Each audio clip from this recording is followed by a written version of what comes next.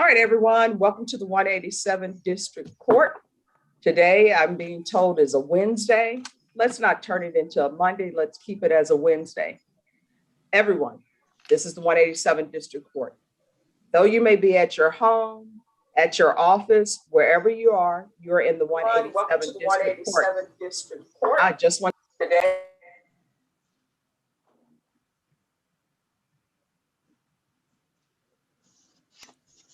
All right, everyone. So Joe Guel, how you pronounce your last name? Could you unmute for me, please? Yes, ma'am. Yes, you're not dressed appropriately for court. I'm at work. I didn't know I was here at work and I just jumped on. All right, you're dressed inappropriately. You need to find some sleeves. Because yes, what you're wearing would not be allowed in a courtroom, okay? Yes, ma'am. All right. So everyone, this is the way it works in the 187th District Court. If you have an agreement, defense attorneys, with the court coordinator, no matter how small you think that agreement is, you need to put it into the chat box.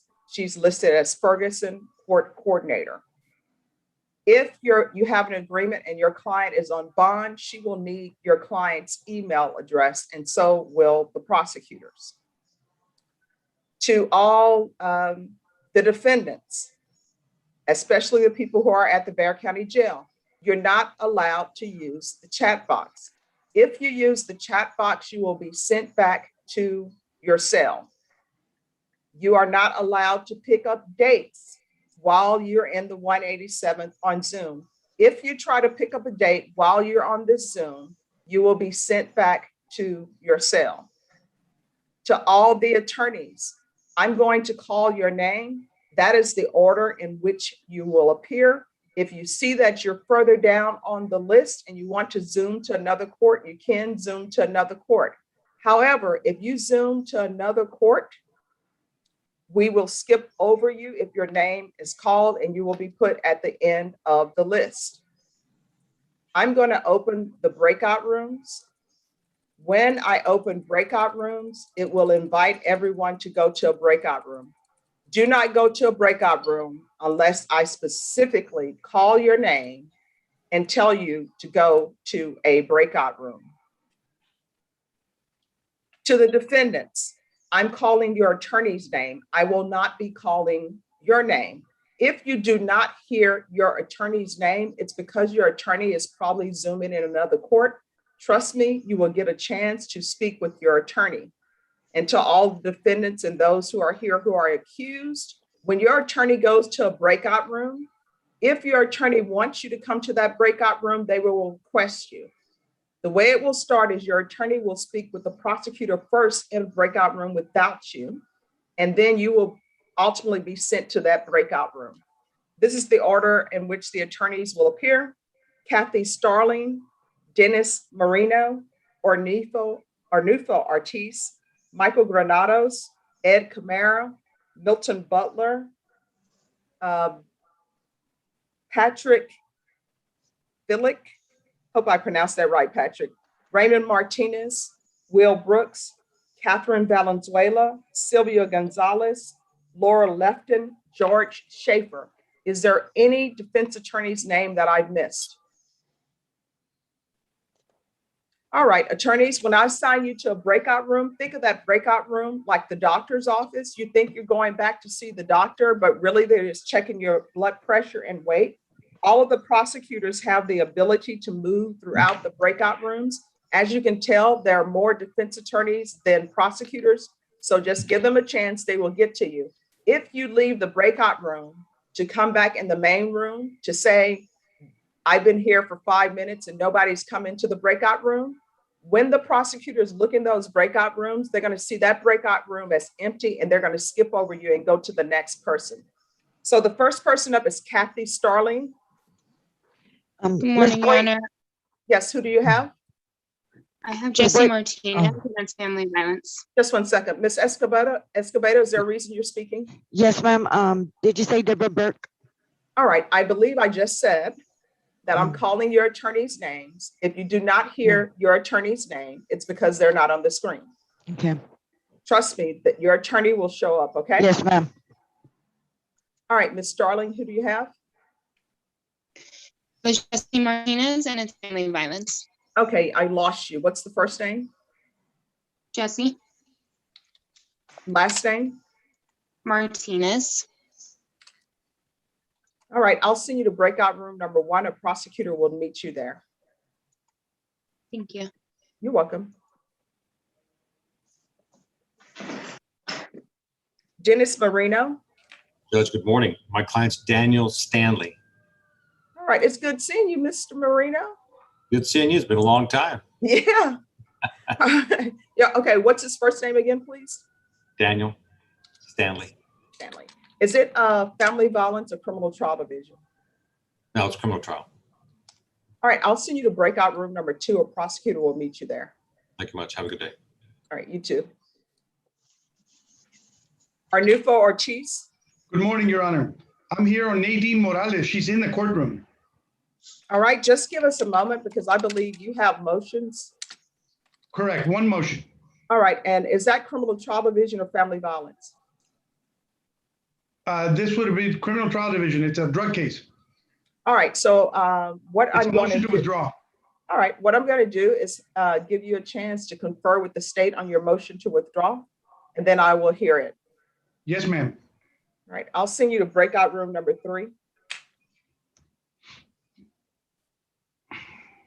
Michael Granados. Ma'am, I Hello. have Jason Cardenas on an MTR and need to confer with Miss Williamson.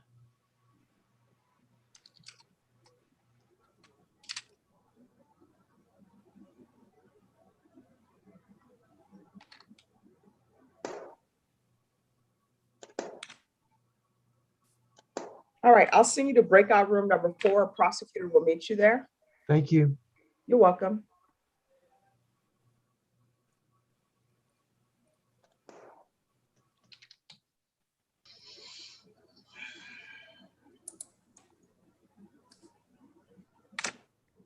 Ed Camara.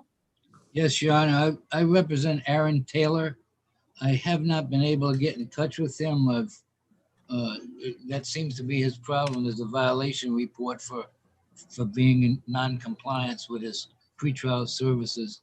I've tried to reach him by phone. I've talked to a member of his family. I've written him a letter. I've even gone by his last place of residence and left a message. All right, just give me one moment. Let me go through the list and I'll come back to you and we'll take care of that case first, okay?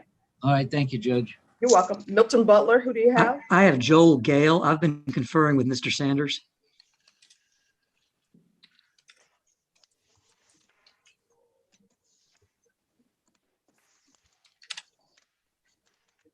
I'll send you to breakout room number 5. Thank you. You're welcome. Patrick Flick. Or Good morning, Phillick. Your Honor. Hi, how do you pronounce your last name? It's Philick, Your Honor. All right, thank you. Your Honor, I'm here with my client. He's here in the office with me. Okay, who's your client? Greg De La Cruz. And is it family violence or criminal trial division? You know, actually, it's with David Lunan, and David should be joining us. Yes, he's here. I'll send you to breakout room number 6 and Mr. Lunan will meet you in 6. Thank you very much. You're welcome.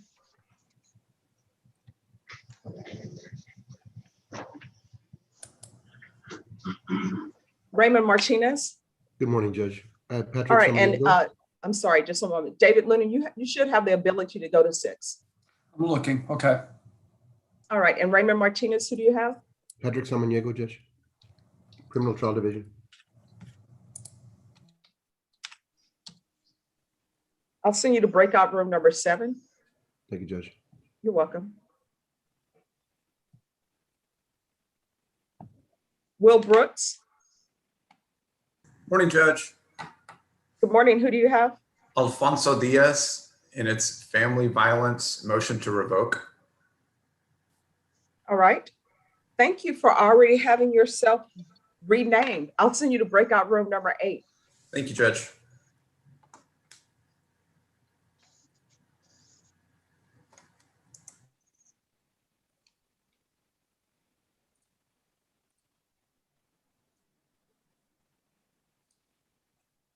Catherine Valenzuela. Your Honor, I'm here on Maximo Solis. It's a violation report, and I have not been able to get in touch with the client also. All right, just give me a moment and I'll get with you.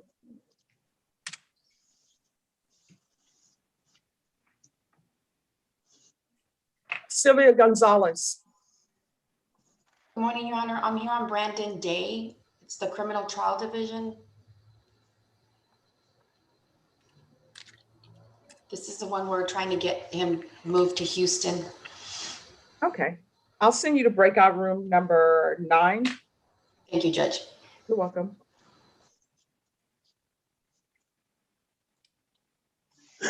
Yes.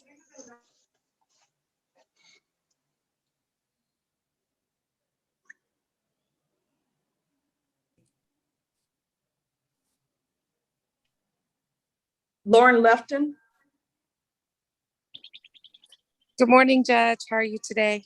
Great. Who do you have? I have Jamal Coleman. It's an MTR, I believe with the CTD. He's in custody. Oh, it's a female? No, it's a male. Jamal, Jamal. All right, I'll send you to breakout room number 10. Thank you, ma'am. You're welcome.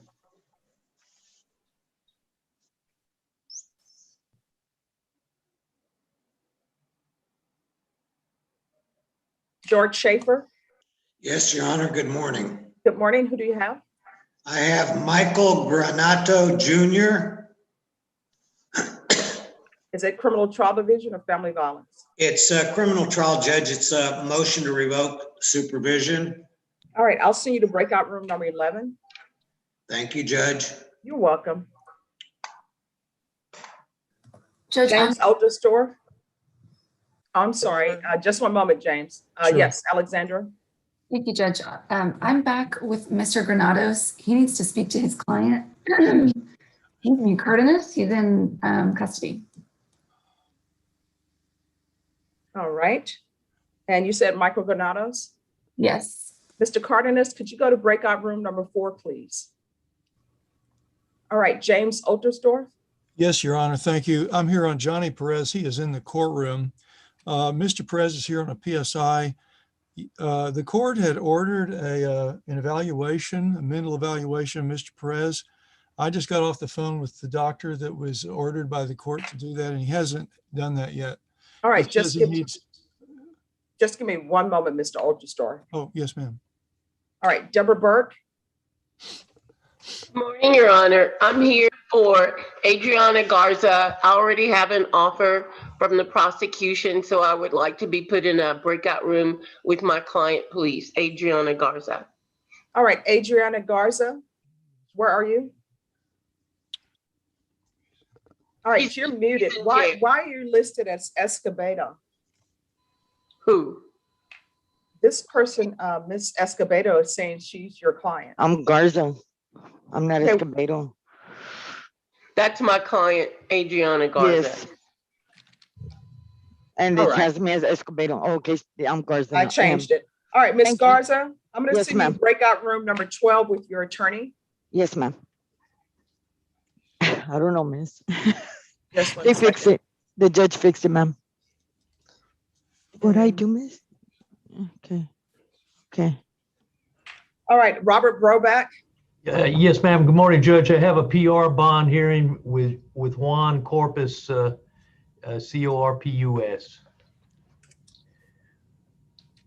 And is it criminal trial division or family violence? Criminal trial. All right, I'll send you to lucky breakout room number 13.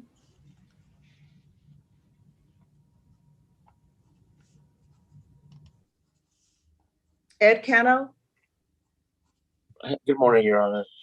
I've got notified to be here for Adrian Jimenez. And he's a criminal trial division case. And apparently he must have filed a pro se motion for a PR bond, which is what All I right. think. I'll see you to breakout room number 14. Thank you. Javier Oliva. Good morning, Judge. Good morning. How you doing? I'm doing fine, thank you. All right. Who do you have?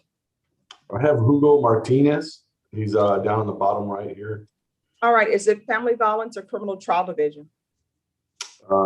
Family violence. All right. I'm going to send you to breakout room number 15. A prosecutor will meet you there. Thank you. You're welcome. All right. Now we're going to start back with Ed Camaro. You said Aaron Taylor violation report. Is that correct? Yes, Judge. All right. Just one moment. Let me pull it.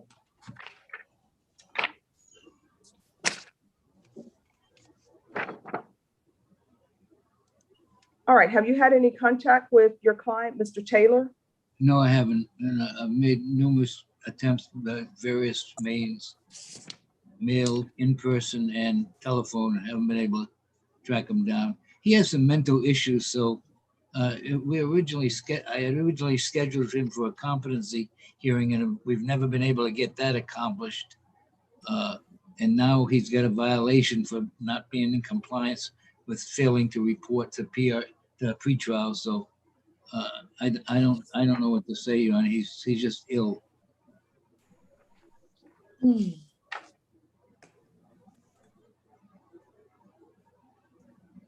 Norma? Yes, ma'am. On Aaron Taylor, can you see if someone from pretrial can zoom in? Yes, ma'am. Give me 1 second. All right. And Mr. Camaro, if you just give us a moment, sometimes we'll receive the violation report, and then when we have the hearing, pretrial service has gotten in contact with them, but they haven't told us. So before I do anything on it, I want to make sure that they truly have not had contact with him. Okay, I'll stand by. All right, thank you. All right, then the next person is Catherine Valenzuela. Yes, Your Honor, I'm here on a third violation report on Maximo Solis. All right, is Mr. Solis here? I don't believe so, Your Honor. I've called bail bondsman, got phone number that they had, left messages, text, nothing. All right, is there someone from the state available for this hearing? Anyone from Yes, the Judge. state? Yes. All right.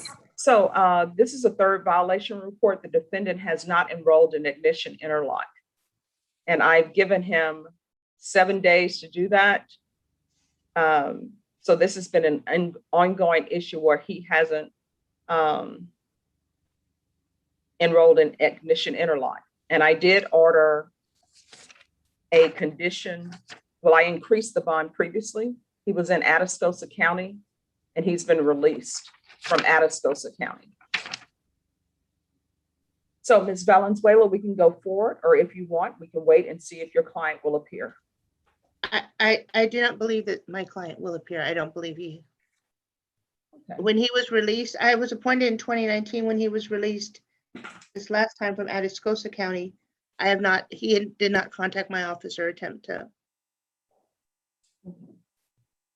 He had been a fugitive for a long time. He didn't attempt to let me know that the case was now.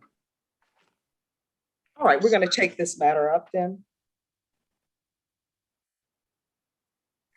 Court is calling 2019 CR 7946, State of Texas versus Maximo Solis III. Could I have parties announced for the record for the state? Marcus Sanders. For the defense? Catherine Valenzuela. All right, this was a hearing that was scheduled at 9 a.m. It is now 9:25 a.m. Deputy Laura, has there been a Maximo Solis III in the courtroom at all today? No, Your Honor, he has not. And for the record, there has not been a Maximo Solis III on the Zoom screen. The defendant has not made any appearances on this case. Defense, have you had any contact with your client? Regarding this hearing, no, Your Honor. Have you had any contact with him at all? When I was appointed in 2019, yes, I met with him in court. He was on bond, and then he has not contacted me since. All right, State. Judge, we're asking that you forfeit his bond and issue a warrant. All right, that will be granted. Of course, and I will also remand him without bond. Ms. Valenzuela, if you have any contact with your client, of course, the court will reconsider. I understand, Your Honor. Thank you. And if you have nothing else with us, then you're excused. Thank you. Have a good day. You too.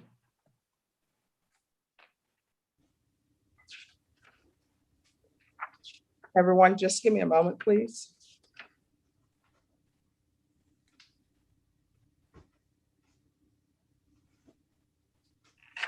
Deputy Laura?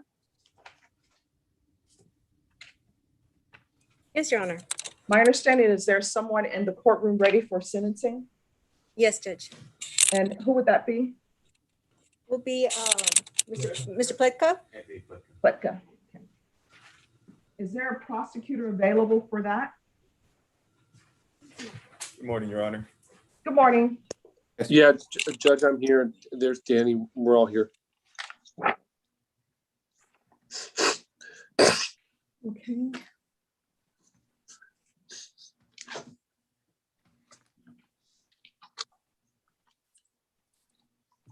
Excuse me, Your Honor.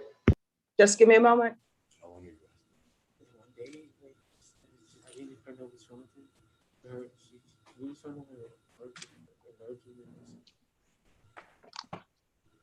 All right, the court is calling 2020 CR 4581, 2021 CR 1464, and 2021 CR 3281W, State of Texas versus Anthony Joseph Pletka. If I could have parties announced for the record, please, for the state.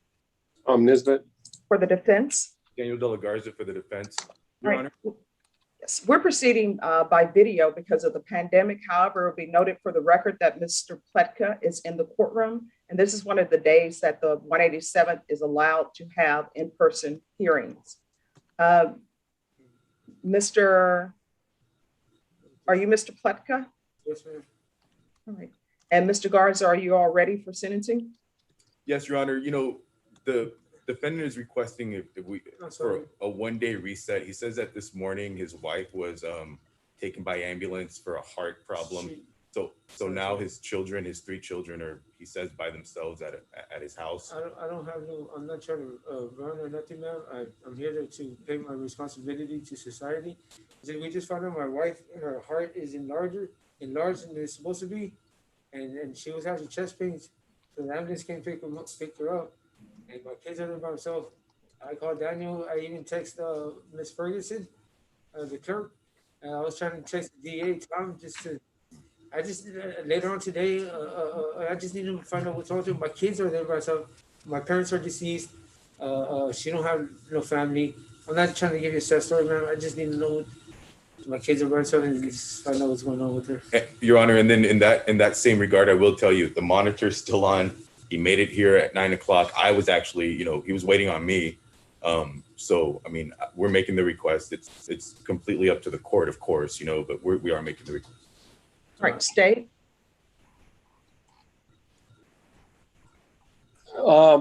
Let's just bring him back after lunch. All right, this is what we'll do. Mr. Pletka, Sure. You can leave to go see what is happening with your wife. But the court, Mr. Garza, is going to want an update on what is happening. And I need that update by 1:30 today, okay? Your Honor, he also has 2 county court 14 warrants. So we have him detained at the moment. All right. Well, you can't leave at the moment because of County Court 14. Okay, well, that changes things. Well, Mr. Daniel De La Garza, let's do this. I'm going to give you a chance to speak with your client, and we'll go from there. Thank you, Your Honor. Okay.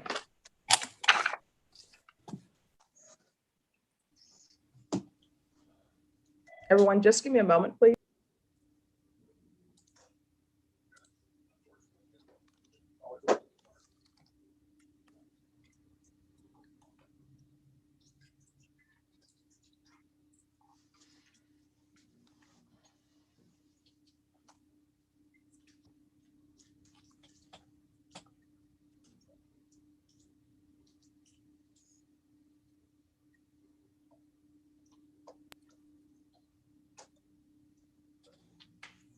All right, is the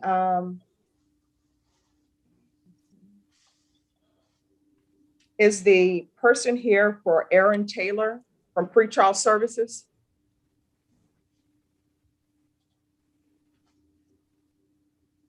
All right, guess not. Anyone else back from the breakout rooms? Ms. Burke? Yes, Your Honor. Can I please be placed in a breakout room with Adriana Williamson? Alexandra Williamson, I'm sorry.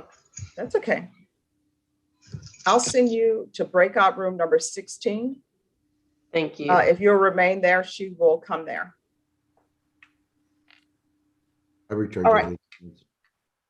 You're back on Mr. Samaniego? Yes, Your Honor. Just give me one moment. Raymond Bell? Yes, ma'am. Good morning, Your Honor. Good morning. Who do you have? I have two cases, Judge. Fernando Escobedo and Ricardo Madrigal. They're both MTRs. I'd like to visit with the prosecutor and CLO. Are they criminal trial division? One's criminal trial division and the other one is also criminal trial division. They're not family violence. All right, I'm going to send you to breakout room number 17. A prosecutor will meet you there. Thank you, Judge.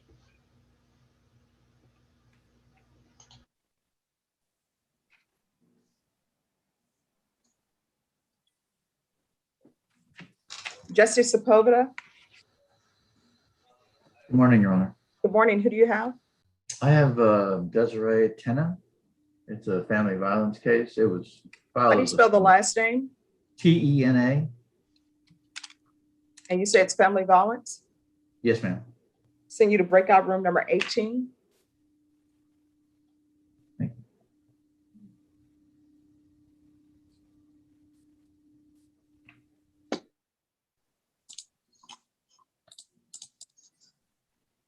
Mr. Samaniego, you need to unmute yourself. Yes, ma'am.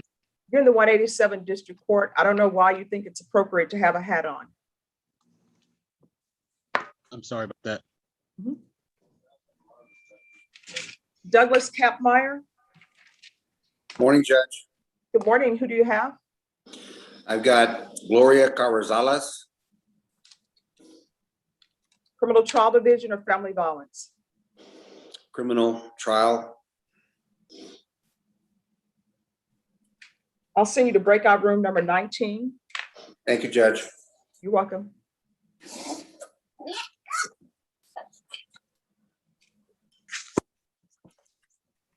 Alfonso Otero.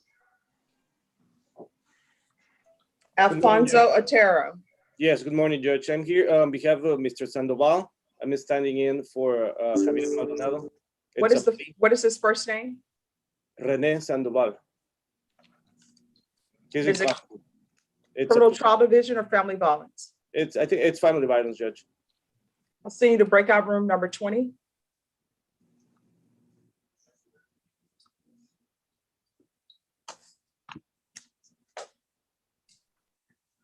Brian Kimbrough. Morning, Your Honor. Good morning. Who do you have? I have Brandon Murray. It's a family violence, MTR. I'll send you to breakout room number 21. Thank you. Fernando Trevino. Fernando Trevino. Good morning, Judge. Good morning. Who do you have? Neil Barrera. Family violence or criminal trial division? Is criminal trial division. I need to confer with the state, please. I'll send you to breakout room number 22. Thank you, Judge. Good morning. Good morning. Cornelius Cox. Yes, ma'am. Who are you here for? Lisa Flanagan, and we're just here. We have filed a motion for early termination, and we're just waiting on the result of a drug test. All right, just give me a moment. Arnifo Ortiz. Nadine Morales is in the courtroom, Your Honor. Yes, did you confer with the state? I did. Mr. Sanders has no position on my withdrawal. All right. No objections, he said.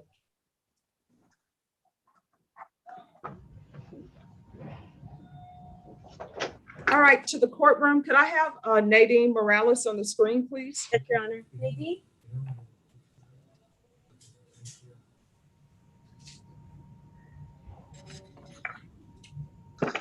And if I could have someone from the state. Okay, sir.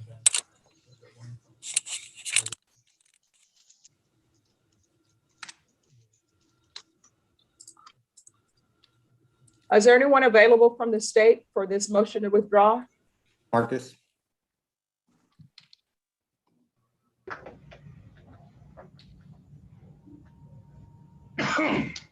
All right, the court is calling 2021 CR 0997 and 2021 CR 0998. Could I have announcements, please, for the state? Marcus Sanders for the state. For the defense? Arnulfo Ortiz. All right, and are you Miss Nadine Morales? Your Honor. All right, your attorney has filed a motion to withdraw. We're proceeding by video because of the pandemic. Any objections from the state? No objection. Any objections from the defense? No, Your Honor. And I'll note for the record that Ms. Morales is in the courtroom. This is one of the days that the 187th is allowed to have in-person hearings. Ms. Morales, are you aware that your attorney has filed this motion to withdraw? I can't hear head nods. Yes, Your Honor. All right, defense, it's your motion. We've come to an impasse with Ms. Morales. We cannot communicate. She fired me when she came to my office about 10 days ago.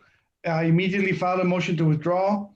My staff has threatened to quit if I remain on her case. It was a screaming firing, and there were a lot of people in my office, and it did not go well for the home team.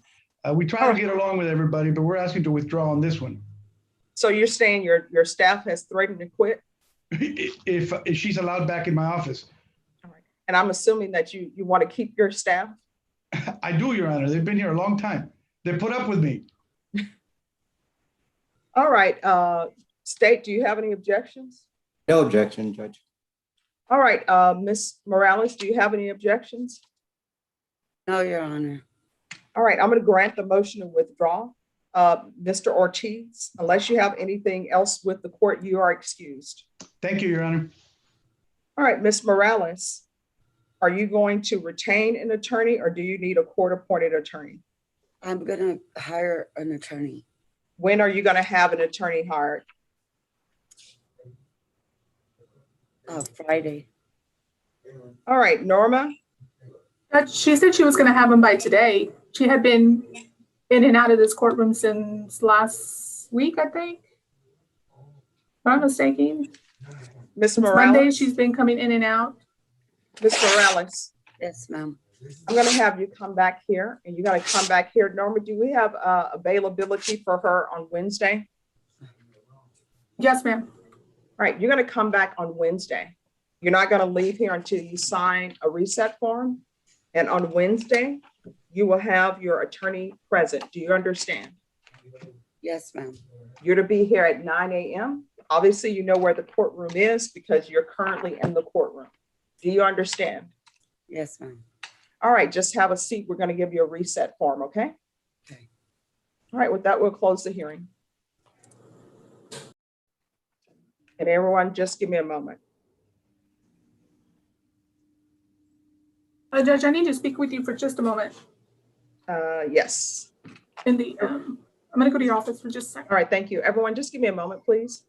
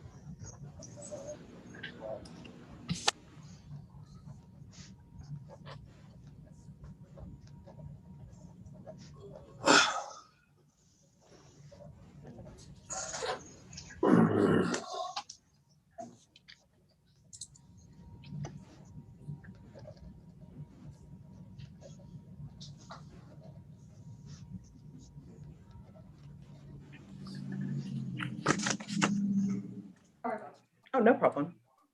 All right, we're back. Who is ready? And Judge. Mr. Ed Camara, we're trying to see if the Judge, yes. could I interject? I just see it on the chat that Mr. Aaron Taylor is in the courtroom. Yes. All right. So what I'll do, Mr. Camara, I'll send you to a breakout room if you want to discuss with the prosecutors this case. Is it criminal trial division or family violence? Criminal trial. Okay. So Mr. Camara, I'm going to send you to breakout room number 23 and a prosecutor will meet you there. Thank you. You're welcome. Judge Dennis Moreno, we're ready when the court's ready. All right, just give me one moment. Melissa Christian. Good morning, Judge. Would it be possible for me to be put in a breakout room with a family violence prosecutor, please? Yes, just one moment. What is your client's name? Ruano, Michael Ruano. He's in custody. And how do you spell the last name? It's Ruano. All right, I'll send you to breakout room number 24 and a prosecutor will meet you there. Thank you so much. Judge, I am back with attorney Sylvia Gonzalez. We have a very quick matter. I think we have agreement on. Yes.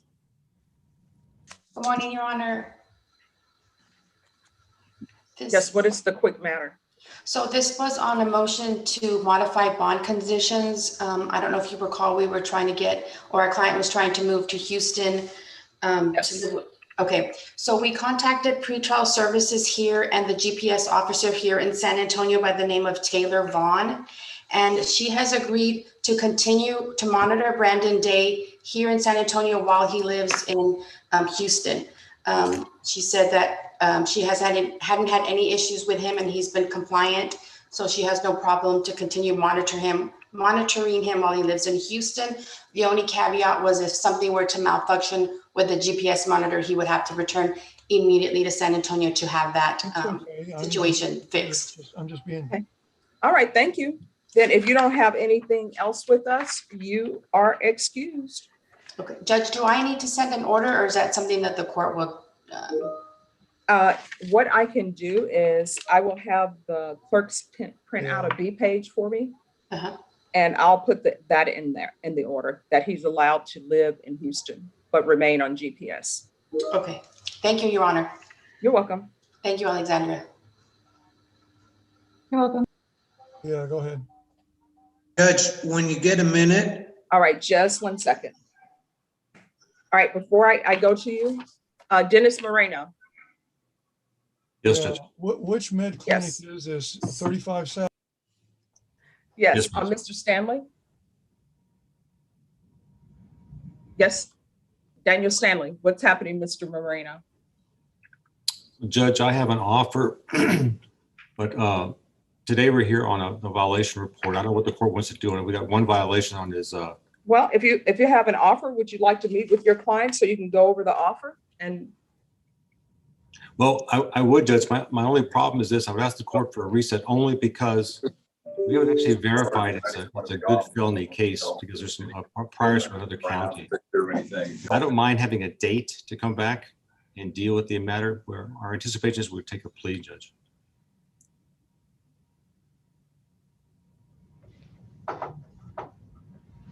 where's Mr. Stanley? He should be on, Judge. Yes, ma'am. Daniel Stanley. I am right here, ma'am. All right, the problem is, Mr. Marino, is we have a violation report where there are high BRAC readings. Yes, ma'am. I understand that, Judge. So then the question becomes, what is the court going to do with the fact that he is having high readings on breathalyzer? Judge, let me say this, is that since this case began, my client has been on antabuse. It's prescribed. To be quite honest with the court, Judge, if there's one violation and I cannot explain it, and my client doesn't have an explanation, it was on a Sunday, and I just cannot explain it for the court. As I indicated to the court, I've got an offer from the state provided to my client. My preference would be to reset this matter and deal with it.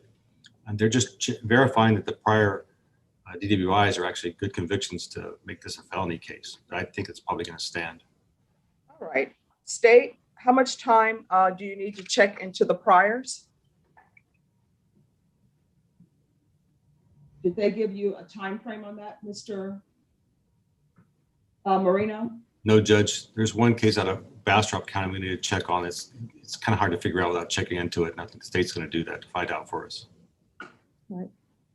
Judge, I would think that 30 days would be enough time. All right, so what we'll do on Mr. Stanley, on the violation, I'm going to continue with same conditions because it's your first violation, Mr. Stanley. But if there's another violation, you're going to have to appear in court. Do you understand? Yes, ma'am, I do. All right, Norma, can you just call back Daniel Stanley in 30 days? I know it's an unindicted case, but they're telling me that it's going to work out.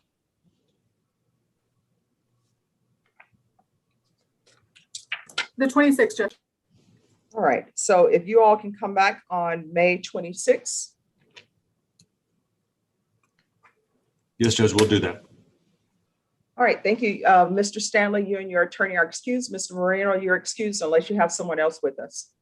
No, ma'am, that's it. All right, thank you. Good seeing you. Thank you. You too. Bye-bye. Okay, bye-bye. Judge, Yes. I wanted to see if I can be put in a breakout room with my client who's in jail, Michael Granado. Okay. If you go back to breakout room number 11. Yes, Your Honor. But before you go there, yes, there he is. Mr. Granado, go to breakout room number 11, please. Judge Robert Brobach, we have an agreement on the PR bond.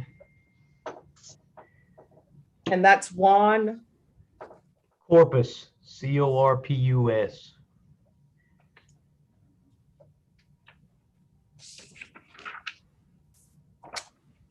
And what is the agreement? Agreement is for the PR bond with a house arrest.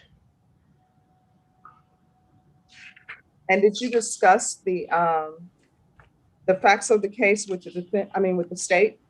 Yes, sir. Yes, ma'am, I did with Marcus Sanders.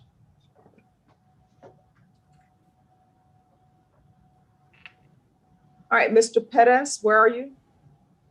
Juan Corpus Pettis. Could you unmute for me, please?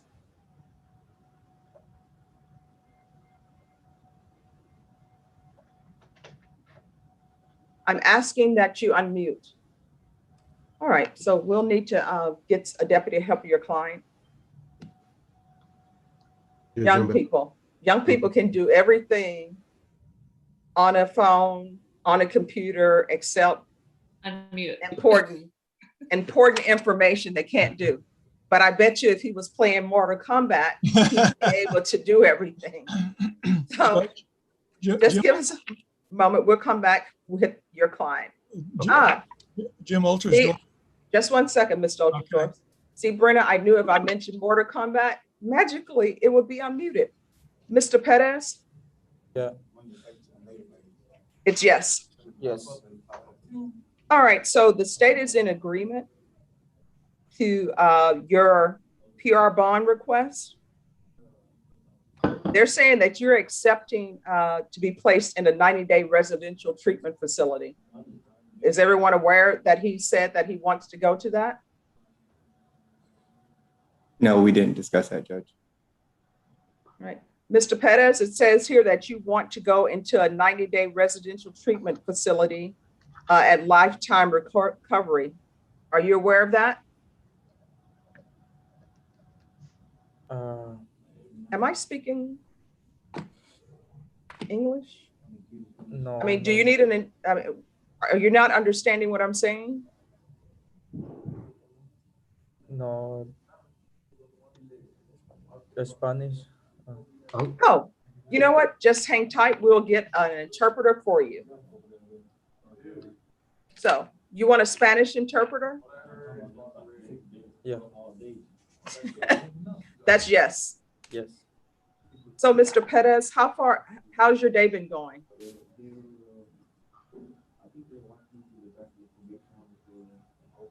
I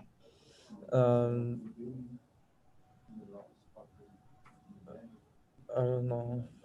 All right. Norma, Mr. Perez says he needs a Spanish interpreter. Mr. Brabant, do you speak Spanish? Yes, I do. All right. Were you able to communicate with him in Spanish? I haven't communicated. I just discussed it with the state.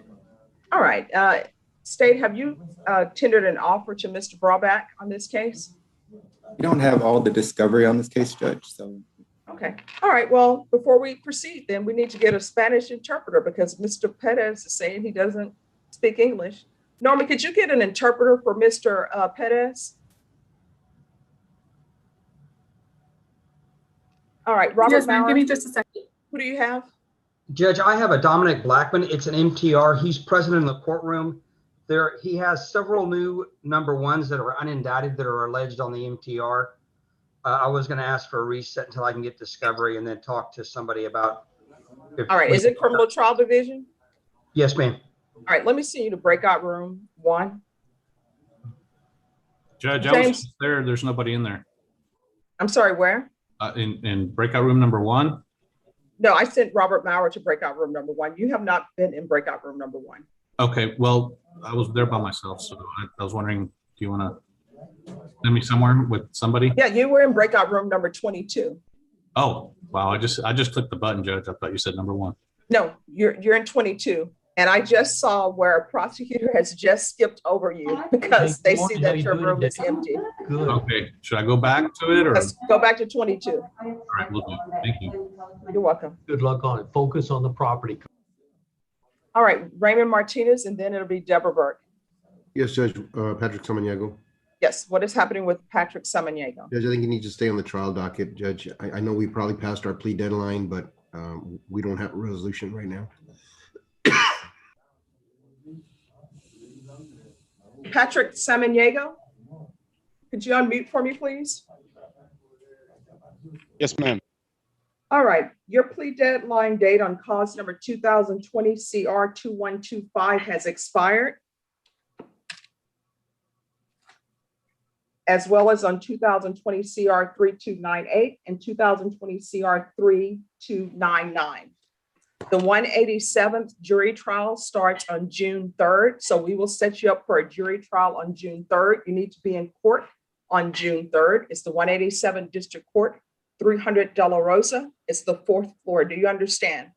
Yes, ma'am. And you need to be here at 9 a.m. Yes, ma'am. And please be dressed ready. Yes, ma'am. Is there any other outstanding discovery? I don't believe so, Judge, no. All right, so state on Patrick Samaniego, if I could please have acknowledgements of discovery in each of his cases. And Mr. Samaniego, we'll see you on June 3rd at 9 a.m. for your jury trial. Yes, ma'am. And Mr. Martinez, have you considered a bench trial or no? We have not, Judge. I will tell you that and I know you're probably tired of hearing this song, but he has a sentencing hearing in Guadalupe County, I think on Friday. And that may change the complexion of where his case stands in your court, depending on what they do over there. All right, well, I will tell you the plea deadline on this case has expired. So the court is not going to accept any pleas on this case, regardless of what happens in another county. Understood. All right, thank you. You and your client are excused unless you have something else with us, Mr. Martinez. I do not, Judge. Thank you. Thank you. Deborah Burke.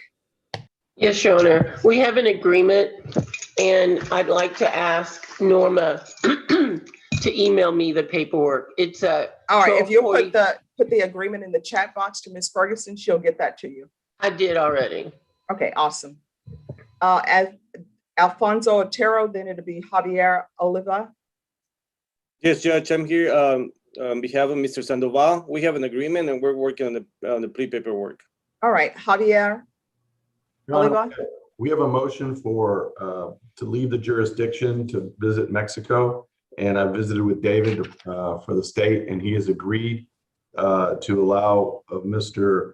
Hugo Martinez to travel to Mexico on the dates of May 8th through May 19th, 2021, on the condition that he has a drug patch placed before he leaves, and that he's not to do drugs during the time of his outside the jurisdiction.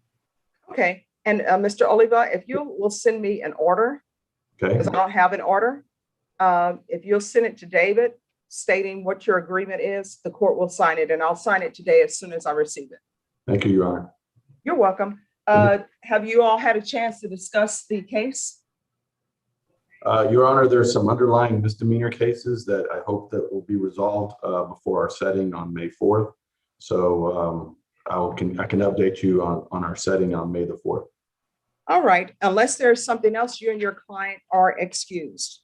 Thank you very much, Judge. Thank you. Have a good one. Good seeing you. Good to see you, Judge. Okay, bye-bye. Judge, everyone, just give me a moment, please.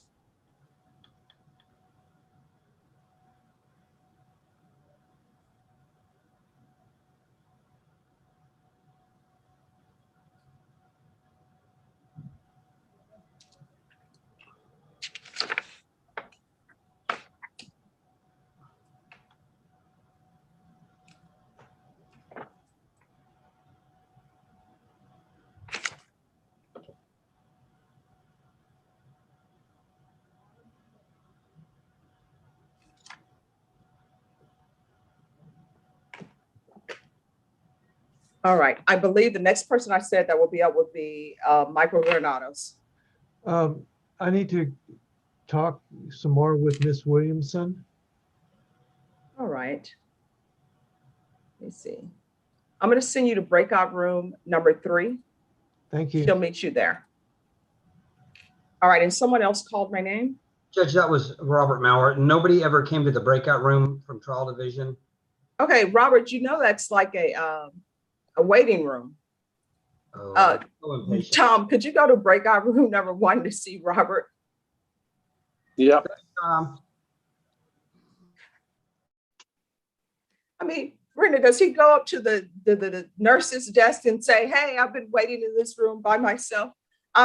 Everyone, just give me a moment. We actually have the interpreter here.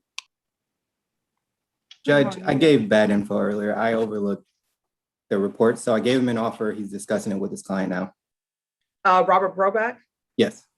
All right, Ms. Narrow, Yes, if you could remain for us, we may have an agreement on this case. We'll see if we do. If we don't, then I'll just need you to interpret what I'm saying to him. Yes, Judge. And the person is, I'll put it in the chat box who the defendant is and the cause number. Thank you, Judge.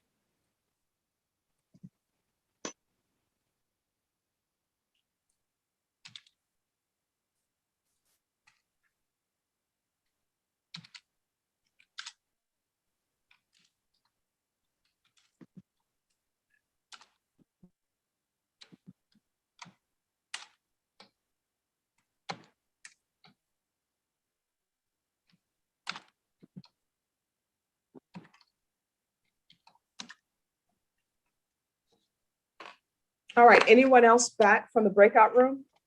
Kathy Starling, Your Honor. Your Honor, I am. All right, I'm going to take up Kathy Starling, then I'll do Ed Cano. Yes, Ms. Starling. Hi, Martinez in the courtroom. I'm heard with the prosecutor. The situation hasn't changed, and so we would Okay, like to Ms. Starling, remain on the trial track. Ms. Starling, I'm going to need you to zoom out and zoom back in because I'm not hearing everything that you're saying. I think your Wi-Fi is, I'm going to use a technical term. I think your Wi-Fi is shaky. Okay, I'm sorry. No problem, but it's just that I can't hear you. So if you zoom out and zoom back in, maybe the connection will be better. Okay, sounds good. I will do All right, that. thank you. Laura Lefton? Yes, Your Honor.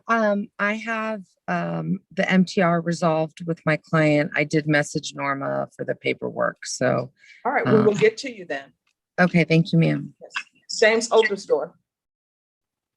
Yes, ma'am. Yes, what is happening with your client? Judge, the psych has not been done. I talked to the doctor this morning. He is scheduling it, trying to schedule it for this week. He says he needs 2 weeks to prepare and do the evaluation. All right, Norma, on Johnny Perez, can we have a reset on that in 3 weeks? Jim, who's doing the evaluation? Do you know? Dr. Jooms, I have his number if you'd like it. Jooms. Okay. No, I got a call this morning, so that's probably what it was. Yeah, he's. I just got a message from him a little bit ago. Yeah, he just kind of waited. In fact, he didn't let me know. I heard from my client when I asked him this morning. I asked him yesterday, and The 19th, Judge. it's not done. So. All right, and Norma, can you make sure he gets a reset form? He's in court. Yes, ma'am. All right, so we'll reset Johnny Perez for May 19th. Okay, thank you, Judge. All right, thank you for your patience.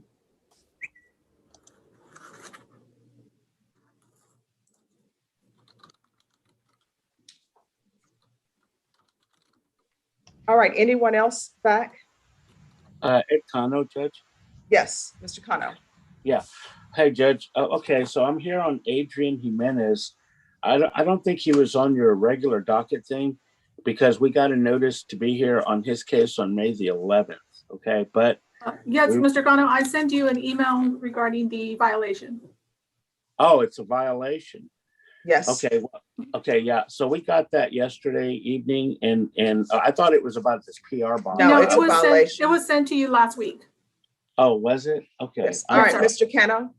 All right. Have you discussed the violation with the state? No, because I thought I was here for a different reason. So I'll go back and talk. All right, about I'll send you to breakout room number 13. Thank you. All right. You're welcome. Judge, did you get my chat? Just one moment. Robert Brobach, Judge, we're in agreement on the case and Marcus should be preparing the paperwork. All right, thank you. Ms. Nero, on that case, it's going to be a plea bargain agreement. Mr. Brobach says he speaks Spanish. Mr. Brobach, do you need Ms. Nero in the breakout room with you? No, not in the breakout room. Maybe she wants to be there when we do the sentence. Oh, no, she'll need to be present when we're actually doing the plea.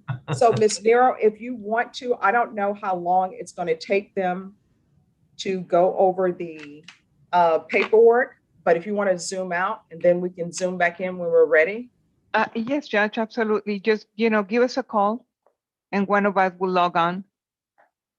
All right, thank you. You're welcome. Gracias. That's Okay. all I have. All right. Judge? Melissa Christian? Could a family violence prosecutor go to breakout room number 24 for Ms. Christian, please? Judge, Justice Silva, I'm here on. All right, just give me a moment. Okay. Could someone from family violence go to breakout room number 24, please? Okay. Yes, Justice Sepulveda. Yeah, Joe Ray's already in 24, I think, and I'm working on Alfonso's paperwork. So All one of right, us will be there whenever we get a minute. Thank you. Justice Sepulveda. Judge, on Desiree 10, I resolved an issue with Joe Ray Garcia, but I just want to confirm that everything else stayed the same from last offer he gave me. Can you send me back one more time to speak to him? All right, if you'll go back to your, if you will remain here, Joe Ray is actually in the breakout room in breakout room number 21. When he comes back to the main room, just let him know you need to speak with him. Thank you. All right. Kathy Starling, Yes, Your Honor. Is this better? that is 100% better. I'm not going to say, I'm not going to go over 100% because anytime you go over 100%, then you're not being truthful. So it's 100% better. So who's your client? Jesse Martinez, and he is in the courtroom. Yes, he's on the screen. So what is happening with Jesse Martinez? So nothing has changed from our or the state's position, and so we'd like to be on the trial track. All right. Have you received all your discovery? I have, yes. Then we're going to recall you, Mr. Martinez. Yes, ma'am. For June 3rd. Obviously, you know where the courtroom is because you're here. Yes, ma'am. You'll need to make sure you dressed appropriately because a jury will be called up. Okay. Yes, ma'am. Thank you very So much. we will see you June 3rd. Ms. Starling, do you want a bench trial or jury trial? Have you discussed either with your client? We have, and we want a jury trial, Your Honor. All right. We'll see you on June 3rd for jury trial. Yes, ma'am. Thank you very much. Just remain in the courtroom, Mr. Martinez. They're going to give you a reset form, okay? Yes, ma'am. All right, you're excused, Ms. Starling, unless you have anyone else with us. No, I don't believe so, Your Honor. I'll see you soon. All right, thank you. Thank you.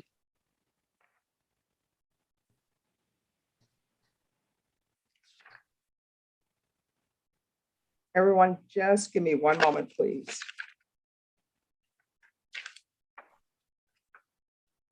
Brenda, do you see what page? Found him. Yes.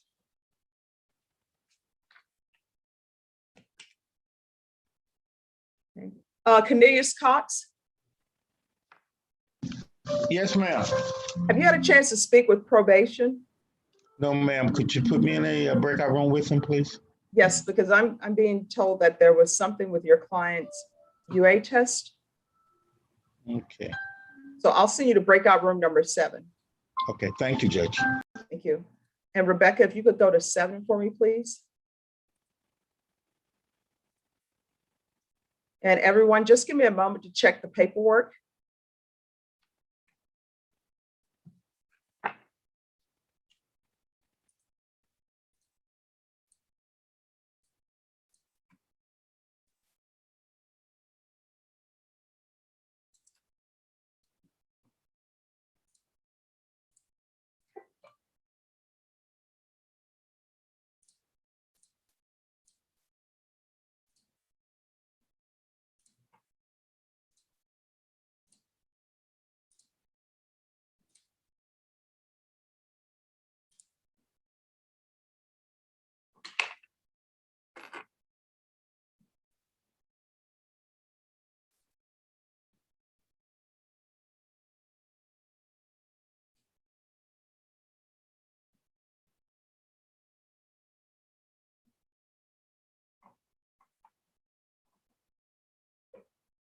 All right, who's the attorney on cause arrest?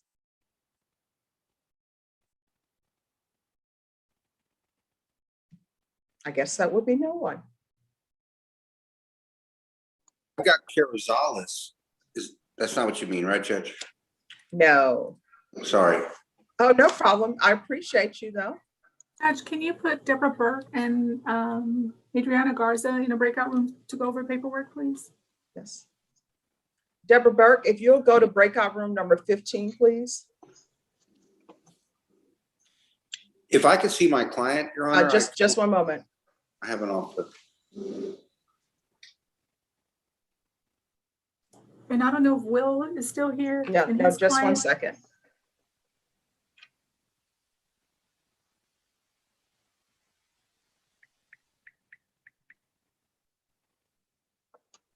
I have to find Miss Garza.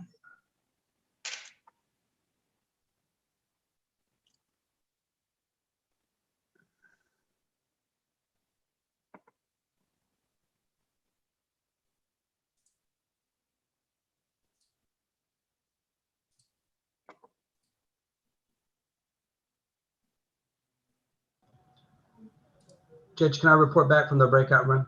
Just 1 second. Is there a Miss Garza here? She should be in jail, Judge. She's not showing up on the screen. Do you believe they've taken her back? Let me call. Wait a second, I just found her. Okay.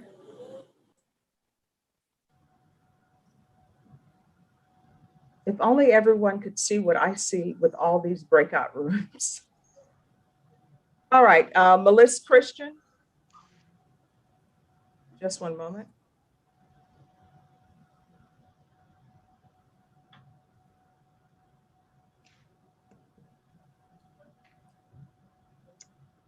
And Judge, if I can approach when you have a moment. All right, just 1 moment. Alan Brown, who do you have? Brandon Charles Morris, Your Honor. Is it criminal trial division or family violence? It's the criminal trial division. It's a motion, I think, to revoke. And I didn't represent him in the original case. I think he had a court-appointed attorney. I represent him in a federal case now. Okay, I'll send you to breakout. I'll send you to breakout room number 1. Okay, thank you. All right, then I'll take up Robert Maurer, then Justice Sepulveda. Robert Maurer. Judge, I talked with Tom on Mr. Blackman, and I remind the court, Mr. Blackman is present in the courtroom. I was not aware he was set today, but he is there. I've talked to Tom. He's conveyed an offer to resolve all the cases. I'd ask if the court can give me till May 11th. I'd like to bring him in the office so I can go over the offer. It is a to-do offer. And then if we could come back and we'll both be present in court on May 11th, if you could do it then. All right, Norma, are you able to recall Mr. Blackman for May 12th? Judge, don't do May 12th. I'm going to my daughter's graduation. Yeah, 11th, if you could, Judge, for the parties for scheduling purposes. All right. All right, Norma, can you put it on May 11th and I'll get permission to have him in person? I actually have a bench trial scheduled that day, Tom. I could do the 10th. Judge, if you want me to do it then? You want to do it that day still? He said he can do it on the 10th as well. Okay.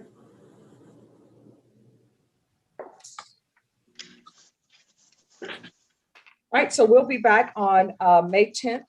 Norma, can you make sure that Mr. Blackman in the courtroom? Mr. Blackman, we're going to come back on May 10th on your case, okay? Yeah. All right, and you'll need to be in the courtroom. Okay. All right, if there's nothing else, Mr. Maurer, you're excused. Mr. Blackman, just wait in the courtroom for us to give you the reset form. Thank you, Judge. Thank you. Bye, everybody.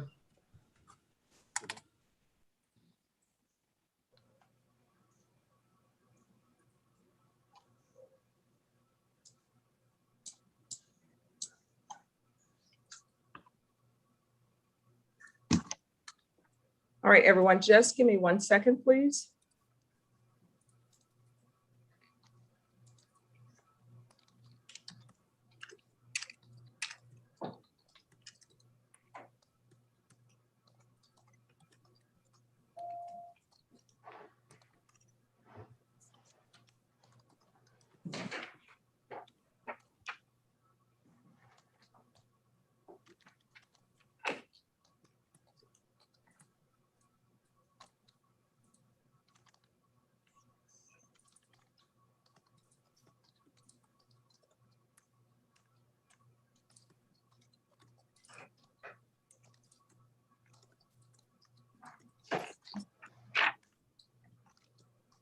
Mr. Vale. Yes, ma'am. I need to be placed in a breakout room with Mr. Montergal and then with Mr. Escobedo. I've already conferred with the state. I was in breakout room number 17. All right. If you go to number 17, and do you want Mr. Madrigal first? Yes, ma'am. And then I can talk to Mr. Escobedo. All right, Mr. Madrigal, if you go to breakout room number 17, please. Your attorney will meet you there. Judge, if you could put me back in with Mr. Granado, I would appreciate it. All right. What breakout room were you in? I had been in 11, but he's no longer there. All right, if you'll, Mr. Granado, if you'll go back to breakout room number 11, please. Thank you, Your Honor. Thank you. Your Honor, could you put me in a breakout room with Joe Gale to go over the paperwork? Yes. Pat Meyer, can you go to room 14? Your client's there. Milton Butler, who's your client? Joel Gale. All right, Mr. Gale, if you'll go to breakout room number 5, please. Your attorney will meet you in breakout room number 5. If you look at the bottom where it says breakout rooms, you should be able to click and go there. Your Honor, Yes. could I go back to room 4 with my client? Yes. Thank you. All right, John Pettis, who do you have? Judge, I have Mr. Rodriguez, Antonio Rodriguez. Criminal Trial Division or Family Violence? I believe this one's, it's stalking. I don't remember if it was family violence or not. It wasn't a family member, so I assume family violence. All right, I'm going to send you to breakout room number 3. Thank you, Judge. Jeffrey Martinez. Good morning, Your Honor. Good morning. I Who have do you have? Moses Eric. Moses. I'm sorry, Domingo Flores, Is it Family Violence or Criminal Trial Division? criminal trial. And I previously spoke to Jordan if he's still in your court. No, Jordan is no longer with us. That sounds very grim. He's currently alive, but he's just in a northern courtroom. And he had mentioned All that right. when we spoke last year, and I'm going to send you to number 7. yes, Ron. All right, everyone, just give me a moment.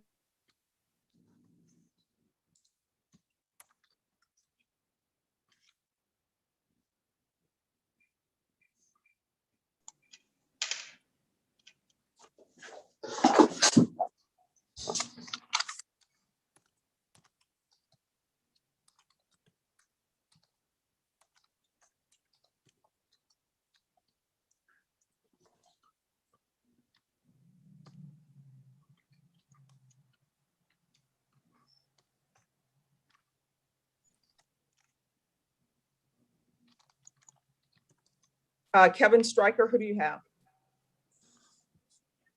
Good morning, Judge. I have Justin Rivas, Your Honor. Mr. Rivas is on the Zoom. You had appointed me a couple weeks ago regarding the case. I want to give you an update. He is on probation, and y'all are getting him into the drug court. He has a pending case in Houston, and we were trying to get him an attorney. So he has met me now down and filled out the affidavits to get an attorney down in Houston.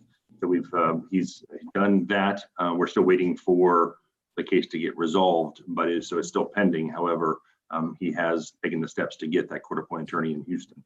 There's a little bit of hiccup because he also has a pending case in Brazoria. Possibly it's a misdemeanor, but we're trying to clear that up too. The problem is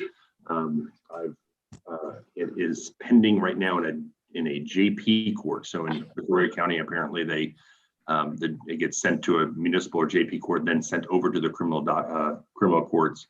It's in the JP court, and it's I guess because of COVID, just taking a little bit of time to get over.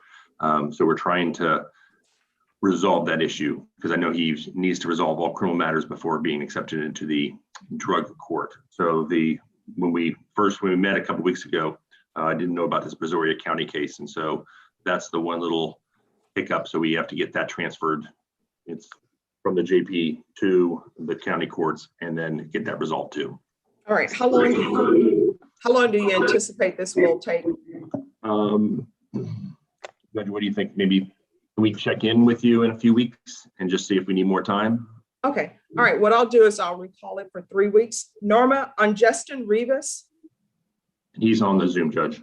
Yes, ma'am.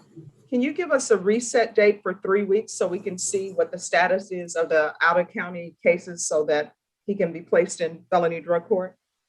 Yeah, he can come back on the 26th, Judge. All right, so we'll see you back on May 26th. Yes, ma'am. Justin, get off the Zoom and I'll give you a call right now. Thank you, Judge. All right, thank you so much.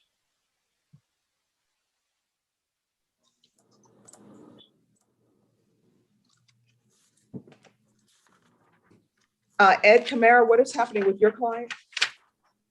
Yeah, hello, Judge. Judge, I've communicated with the state.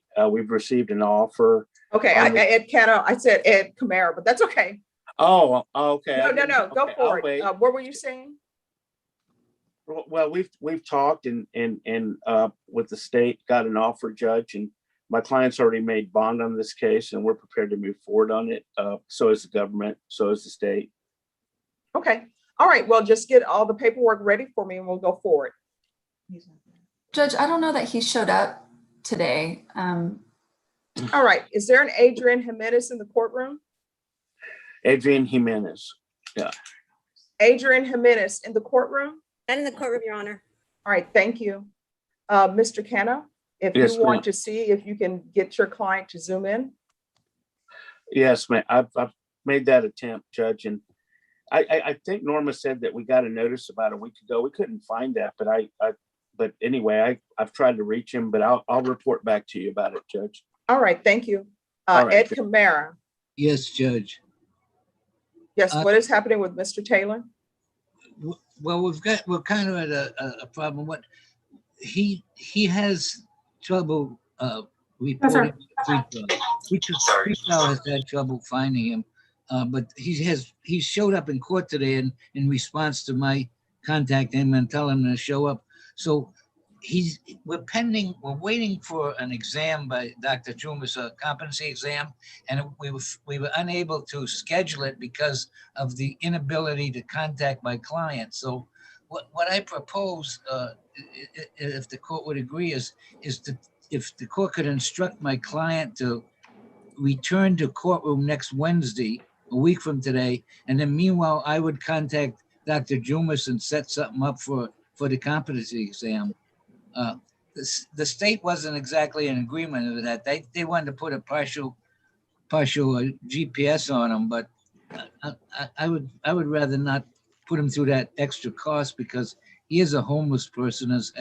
He's got enough troubles without saddling him with some more economic difficulty. So if the court just order him to come back next Wednesday. Oh, wait a minute. Let me see. Mr. Taylor, to the courtroom. Can I have Mr. Taylor on the Zoom screen? Thank you.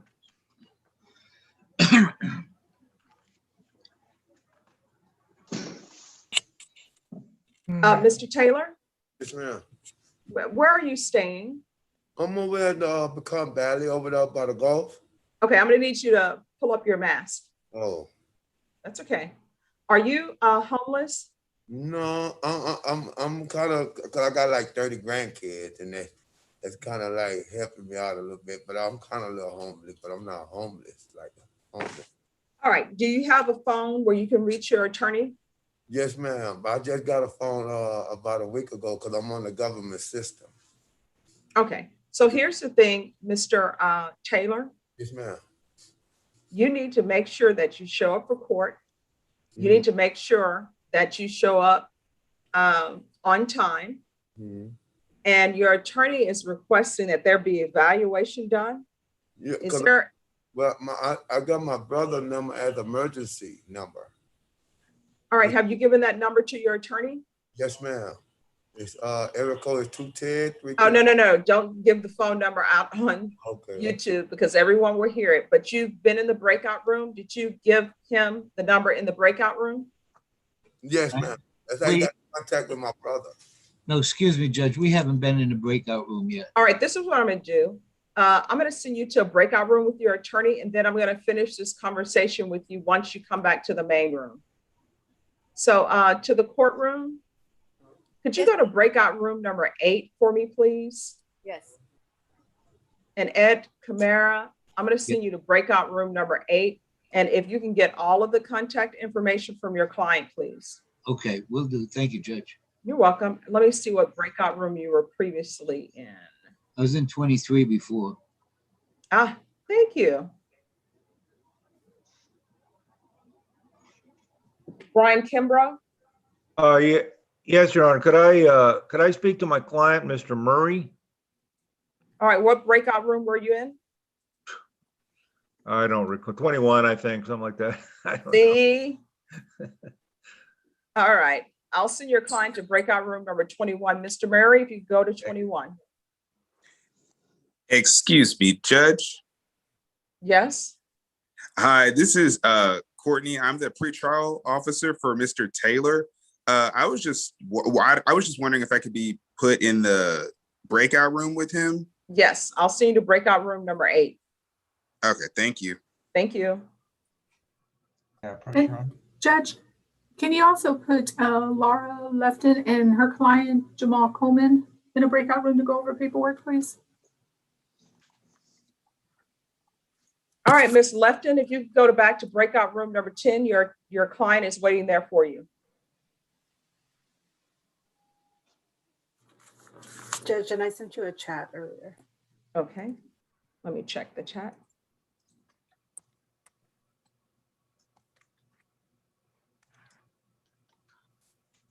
All right, let me pull that.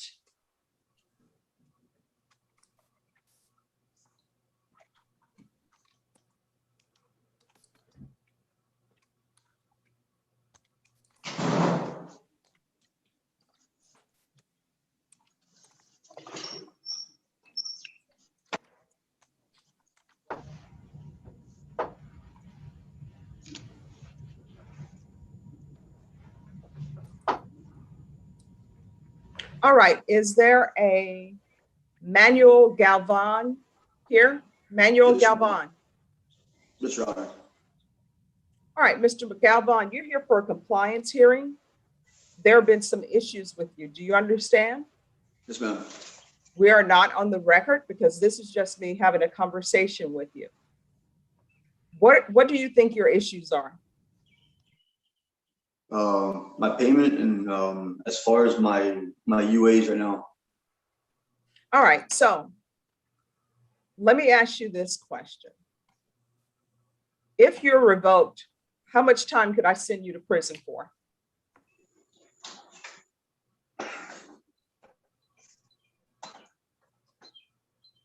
That's not an option for me, ma'am. No, I'm not talking, you're acting like it's an option for you because you can keep using marijuana. So here's my question for you. You have a choice. You can stop using marijuana or maybe go to prison for 20 years. Which would you prefer? Would you prefer to keep using marijuana and go to prison for 20 years because you're on probation out of this court? I know that other states are saying that, marijuana is legal, it's fine to use it, but you're on probation. You can't use marijuana and you can't drink alcohol. So the question becomes, do you want to continue to use marijuana and potentially go to prison for 20 years? These are choices that you have to make. No, ma'am. And it's, do you want to do your parenting classes or do you want to go to prison for 20 years? Those are your choices. Do you want to pay the $208 that you owe or go to prison for 20 years? So let's start with this.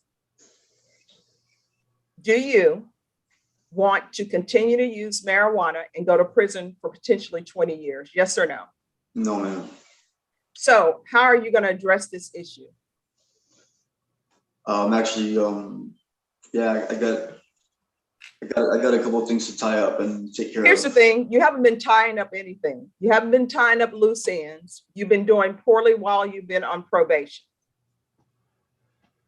So I'm trying to snap you out of it so you can make decisions where perhaps you won't end up potentially going to prison for 20 years. Do you understand?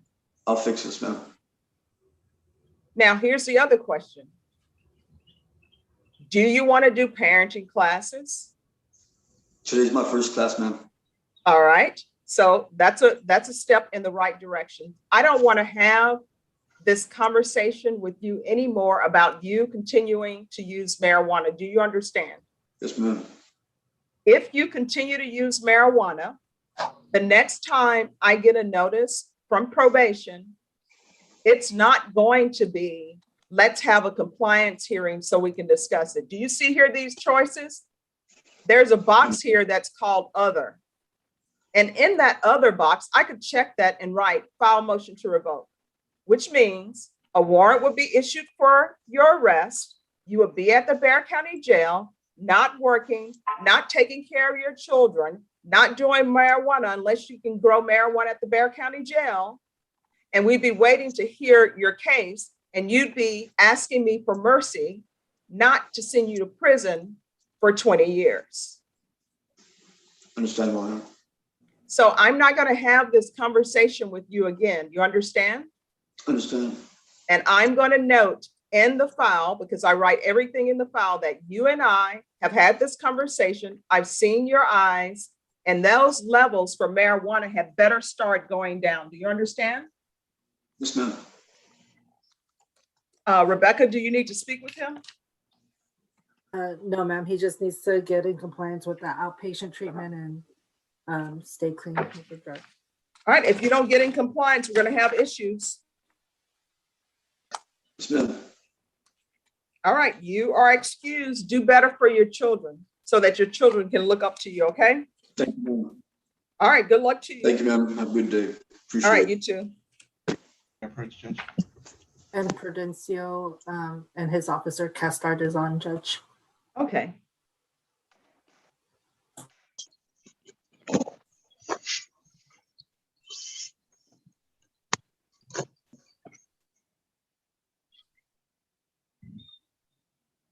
It please the court. Just give me one moment.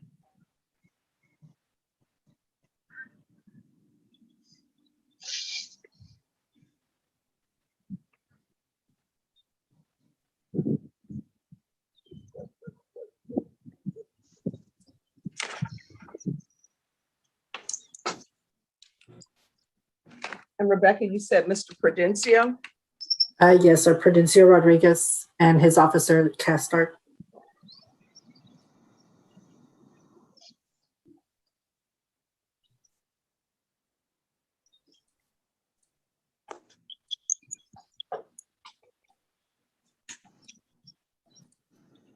And everyone, just give me a second. I'm signing the paperwork that has come through. And once the clerks give me the paperwork, then we will take up your matters as well.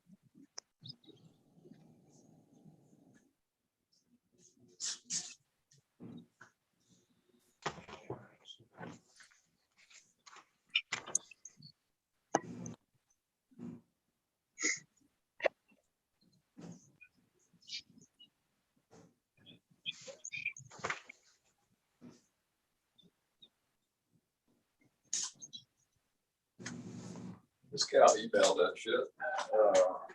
But not very much academic stuff there. It's just mostly pleasure for. Yeah. All right, who is Prudencio? Yes, Your Prudencio Honor. Rodriguez, where are you? I am here, Your Honor. Your Honor.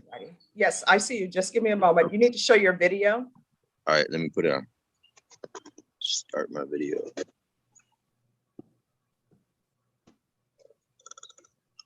Okay. All right, Mr.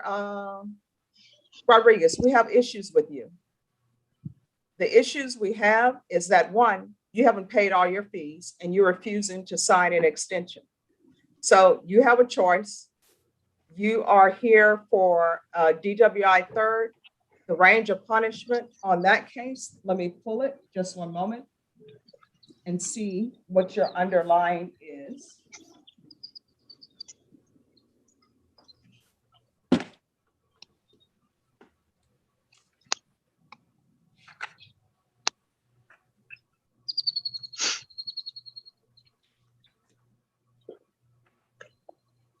Your underlying on this case is 4 years prison. Do you understand? Yes, Your Honor. You have not completed everything. Your case is set to expire May 14th. Yes, So Your Honor. either you complete everything or either you're signing an extension. If you refuse to sign an extension, that's up to you. Everybody makes choices in their life. But then once you make your choice, then I will make my choice. And my choice will be that a motion to revoke will be filed because you have not completed your probation. Do you understand? Yes, Your Honor. So it appears that you may not be able to complete this by May 14th. So you're gonna have to sign an extension. Do you understand? Yes, Your Honor. So are you prepared to sign an extension? Yes, Your Honor. I do have a question. Yes. Now, when I spoke to Mr. Castart, he had notified me that the district attorney was they were willing to with a cash down payment get me. Here's the thing. I'm not in charge of any negotiations that you may have with the state. What I'm telling you is, if you have not completed everything, then you will need to file an extension, because your probation is not getting terminated when you have not successfully completed everything. Do you understand? Yes, Your Honor. So who is your probation officer? Officer right, it's Curtis Castart. All right, it's Mr. Castart. Mr. Castart, his probation needs to be extended, I think, for at least 3 months. We'll see if he's able to get everything done in 3 months. If he's not, then we'll move on from there. Do you understand, Mr. Rodriguez? Yes, Your Honor. Your I have Honor, a I'm sorry. Yes, Mr. Castart. Your Honor, Mr. Rodriguez had asked a couple specific questions in regards to an extension. The first one is, based on your statement, I'm assuming that you want him to do 3 months. If he pays me 3 days after the extension goes into effect, you still want him to do the 3 days, the 3 months, correct? Yes. On Mr. Rodriguez, on driving while intoxicated cases, you're not given early termination. So when you're extended for 3 months, that means you're going to be on probation for another 3 months. Yes, Your Honor. The other question is in regards to his electria. He still has the interlock restriction, so DPS will not let him get a driver's license, and he is currently on scram. So do we keep those conditions in place, or do we allow him to get off the interlock or to pull the scram for the next 3 months? If he has done everything and satisfied the plea bargaining agreement, and let me see.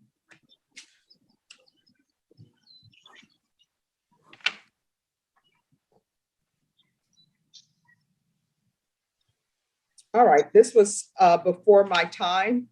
So there's no listing in the plea bargain agreement that he's to be on ignition interlock for half the term. So what we will do, he needs to be on some form of testing. He's currently on scram. All right, then scram is fine. And if he wants to drive, he'll have to apply for an occupational license.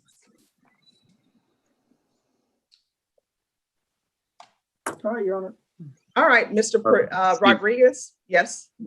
Yeah. I was wondering, is there a way that I could maybe just do weekly UAs for No, here's the alcohol? thing. We're not here to get into other issues. What's happening is you're getting extended for 3 months. That's the issue. That's all we're here for. If there is something else that you want considered, then that needs to be set for another day.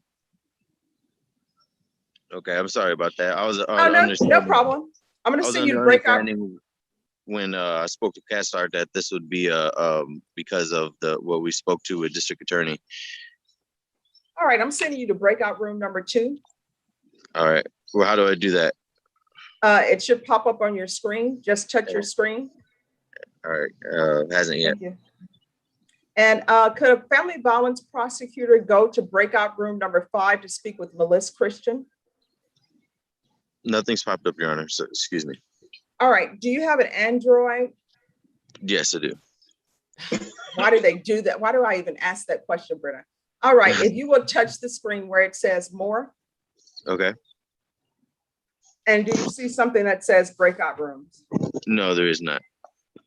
I just tapped the 3 buttons where it says more. Yes. And there's a chat and a meeting settings, and that's it. No, there should be more than that. Brenna, help me out here. I think like the upper left corner. It says leave breakout rooms. Okay, I see it now. There you go. Thank you, Brenna.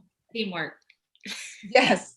You know, I can't say that I don't know how to do an Android since I have an Android. All right, who are the parties on Coleman? Your Honor, I'm here for Mr. Coleman. All right, Well, Mr. he's present Coleman, also. where are you? He's in custody, but he should be here. Jamal Coleman. I'm right here, ma'am. All right, who's the prosecutor on this? I spoke with David Martin.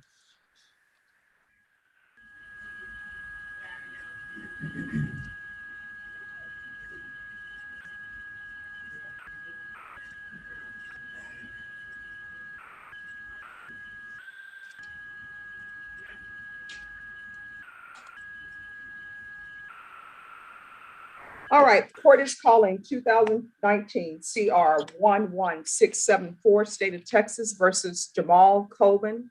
Could I have parties announced for the record, please, for the state? David Martin. For the defense? Lauren Lefton for Mr. Coleman. All right, and are you Mr. Coleman? Yes, ma'am. We're proceeding by video because of the pandemic. Any objections from the state? No, ma'am. No objection. Any objections from the defense? No, Your Honor. Mr. Coleman, I'm showing you a document entitled Defendant's Consent to Appear by Video. Did you review that document with your attorney? Did you understand it? And did you electronically sign it? Yes, ma'am. Court will find that defendant has knowingly and voluntarily consented to appear by video. Next, I'm showing you what's entitled Motion to Enter Adjudication of Guilt and Revoke Community Supervision. Did you have a chance to review that document with your attorney? Did you understand it? Yes, ma'am. Are you the same Jamal Trevon Coleman who was placed on deferred adjudication in 2019 CR 11674 for the offense of aggravated assault with a deadly weapon on November 5th, 2020 for a period of 8 years? Is that you? Yes, ma'am. State? Condition 15G, on or about the 3rd day of March 2021 in Bexar County, Texas, the defendant Jamal Trevon Coleman did then and there fail to attend, comply with all rules, regulations, instructions, and financial agreements as directed by the court and or supervision officer and or the head of or authorized personnel of the following counseling/education program: state accredited battering intervention prevention program in violation of condition number 15G. How do you plead to that? True or not true? True. Waive the other allegation. Any objections to the state's waivers? No, Your Honor. Mr. Coleman, did you understand by pleading true to violation 15G, the court could find it true, grant the motion, find you guilty, sentence you up to 20 years in prison and up to a $10,000 fine? Did you understand? Yes, ma'am, I do. Knowing that, do you still wish to plead true to violation 15G? Yes, ma'am, I do. Court will find 15G true. Is there an agreement? There's agreement, Judge. To deny the motion to enter adjudication of guilt, continue on deferred, alter and amend for weekly reporting for 2 months. And he must enroll in the BIP class within 10 days of his release from jail.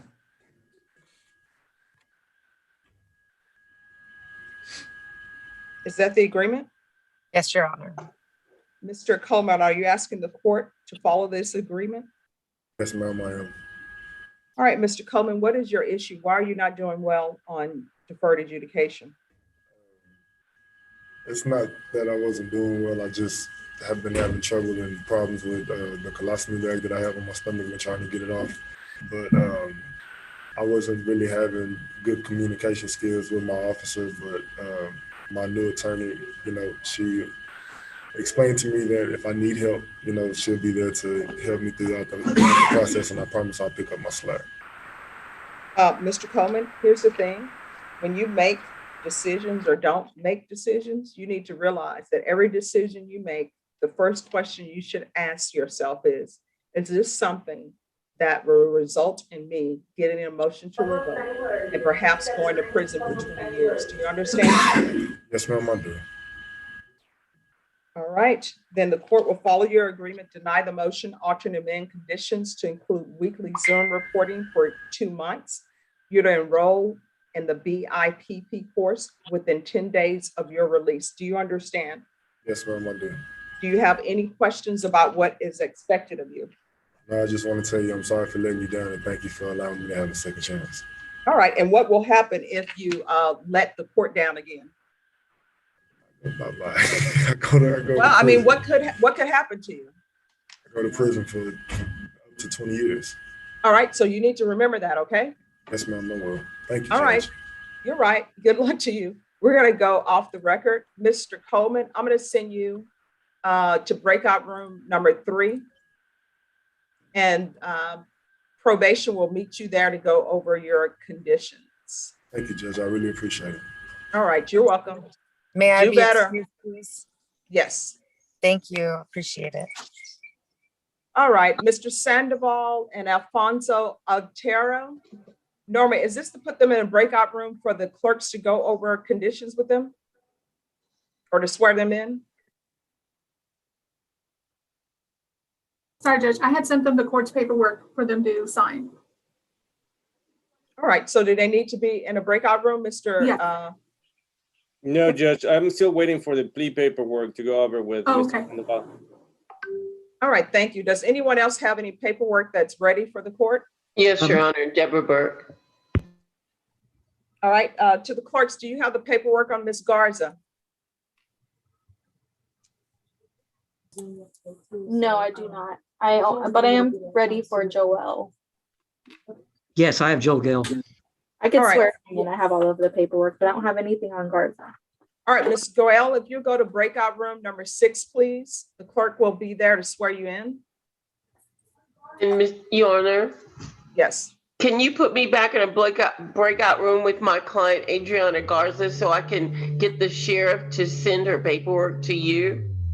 All right, it's 13. Ms. Garza, if you'll go to 13, please. Judge, I also need to see my client. All right, Fernando Trevino, yes. Yes, Neil Barrera is my client. I need to convey the offer. All right, what breakout room were you in? I was in 22.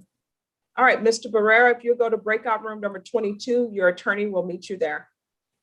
Judge, if I may approach on Mr. Madrigal. Just give me one moment. Nifa Carrillo, who do you have? Your Honor, this is a recall from yesterday to sign plea paperwork. We have both signed it. He's in my office, and I just need certification and consent for video conferencing. All right, if you'll put that in the chat box to Ms. Ferguson, we'll have that ready for you.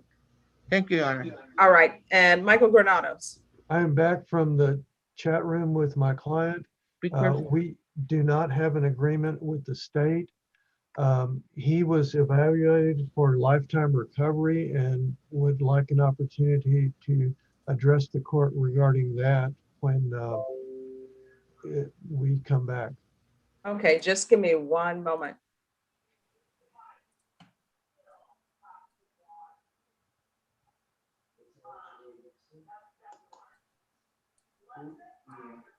Thank you.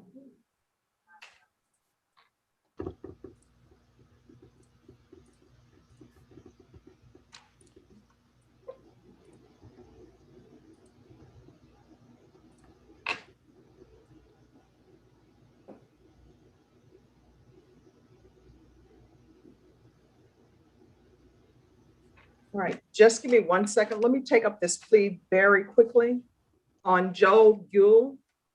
Mr. Guel, where are you? Did you leave him in a break? Okay. Who's the prosecutor on this? Marcus Sanders. Judge, I'm sorry to interrupt. Before you go, can you tell me if Jesse and his client are in a breakout room? Jesse and Desiree Denya? No, Your Honor, we're not in the breakout room, but I spoke to her on the phone. We're in agreement. We have an agreement for a plea. Okay, I'm sorry. They had just messaged me, Judge. I just wanted to make sure they were in a breakout room.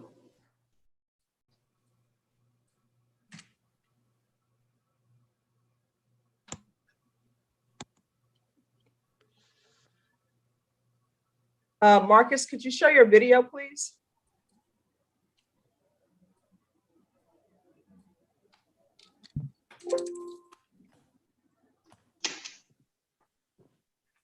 Court is calling 2021 CR 0381 State of Texas versus Joel Stacy Guel Can I have parties announced for the record, please, for the state, Marcus Sanders. for the defense? Milton Butler. And are you Joel Gould? Yes, ma'am. We're proceeding by video because of the pandemic. Any objections from the state?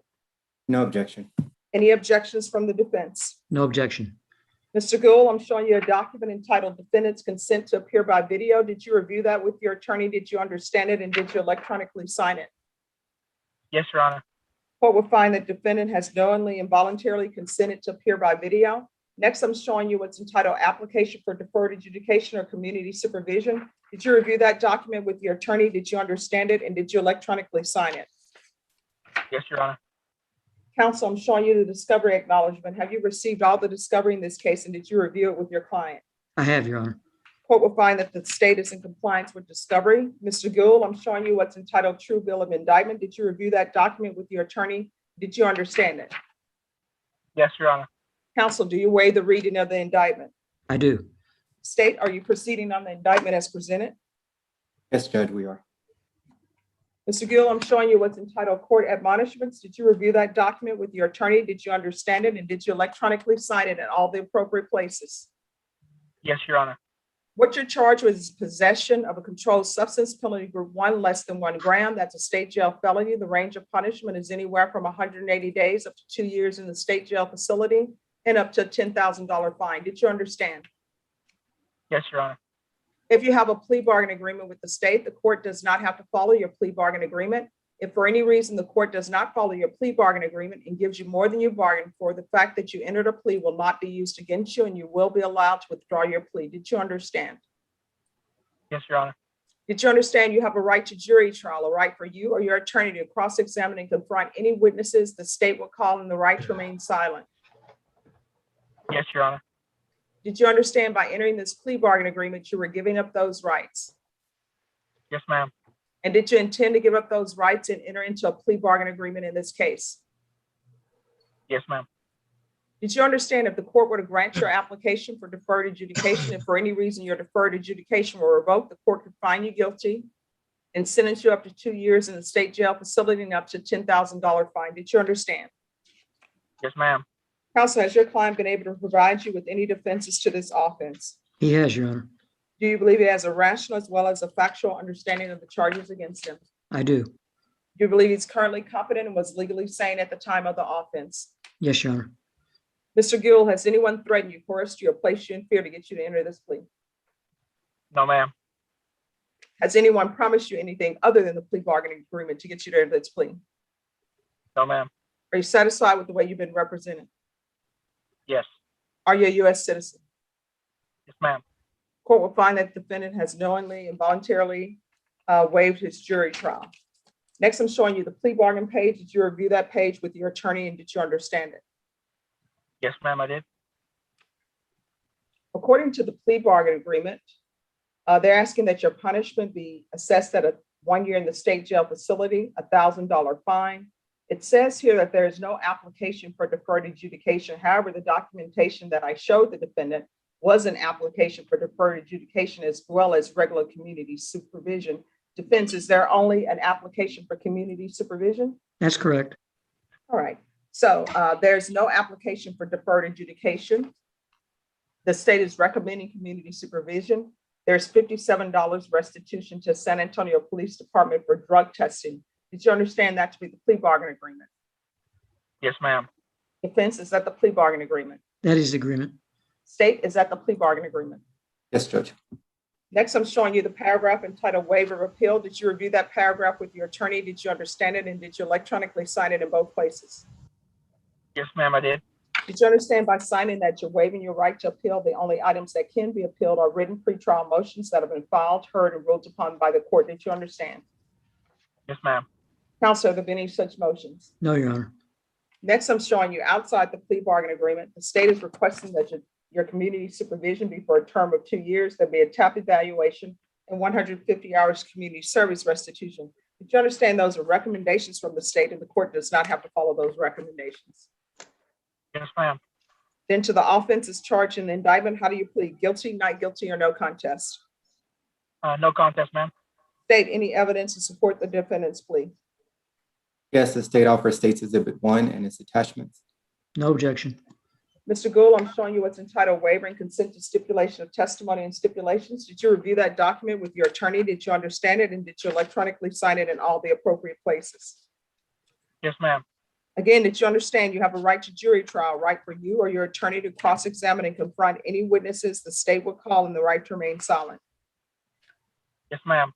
Did you understand that today the state will be presenting evidence in the form of witnesses' statements, police reports, laboratory reports, but most importantly, there will be no live testimony? Did you understand? Yes, ma'am. Court will find that defendant has knowingly and voluntarily waived and consented to stipulation of testimony and stipulations. The court will accept into evidence states Exhibits 1 and attachments, and the court will review the same. Yes, ma'am. Again, did you understand you have a right to jury trial, right for you or your attorney? Who is recording this? Witnesses the state will call, and the right to remain silent. Yes, ma'am. Did you understand that today the state will be presenting evidence? Just one moment. Statements, police reports, laboratory reports, but most importantly, there will be no live testimony.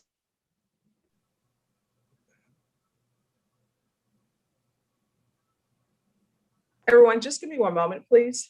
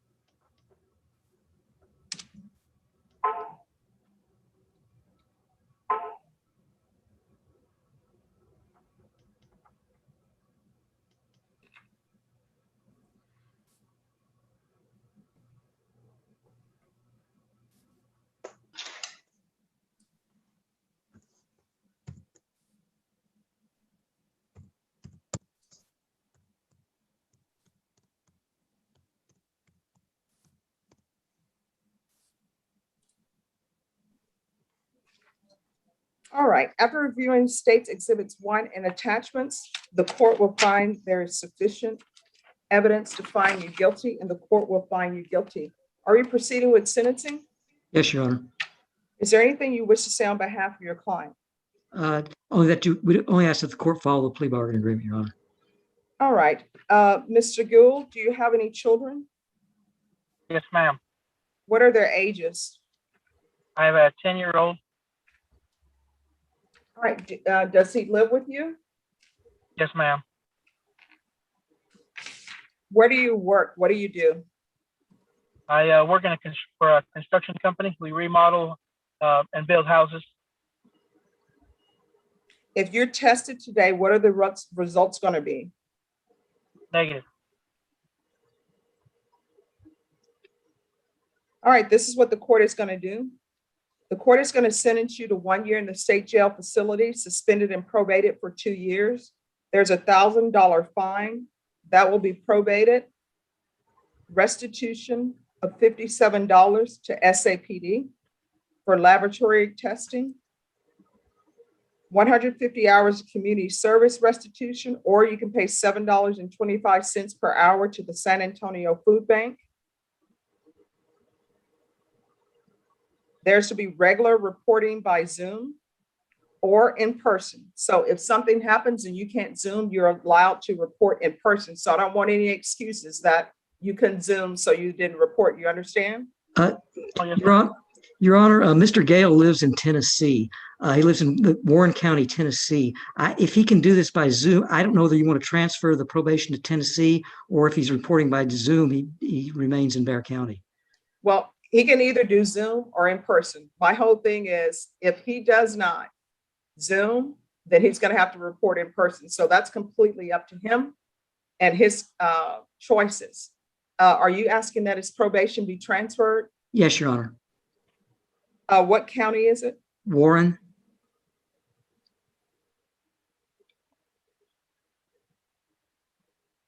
They may or may not accept you, Mr. Gould. It's completely up to that county. I have no jurisdiction to tell them to accept you. So transfer to Warren County, Tennessee. There'll be random UAs or the patch. Rebecca, is there anything else that he needs?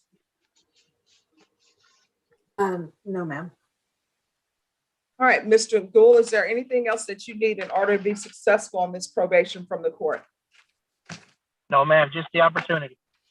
All right, I'm going to show you what's entitled Trial Court Certification of Defendant's Rights to Appeal. Did you review that document with your attorney? Did you understand it? And did you electronically sign it? Yes, ma'am. Because this is a plea bargain agreement, because I followed your plea bargain agreement, and because you waive your right to appeal, you do not have the court's permission to appeal. Do you understand? Yes, Your Honor.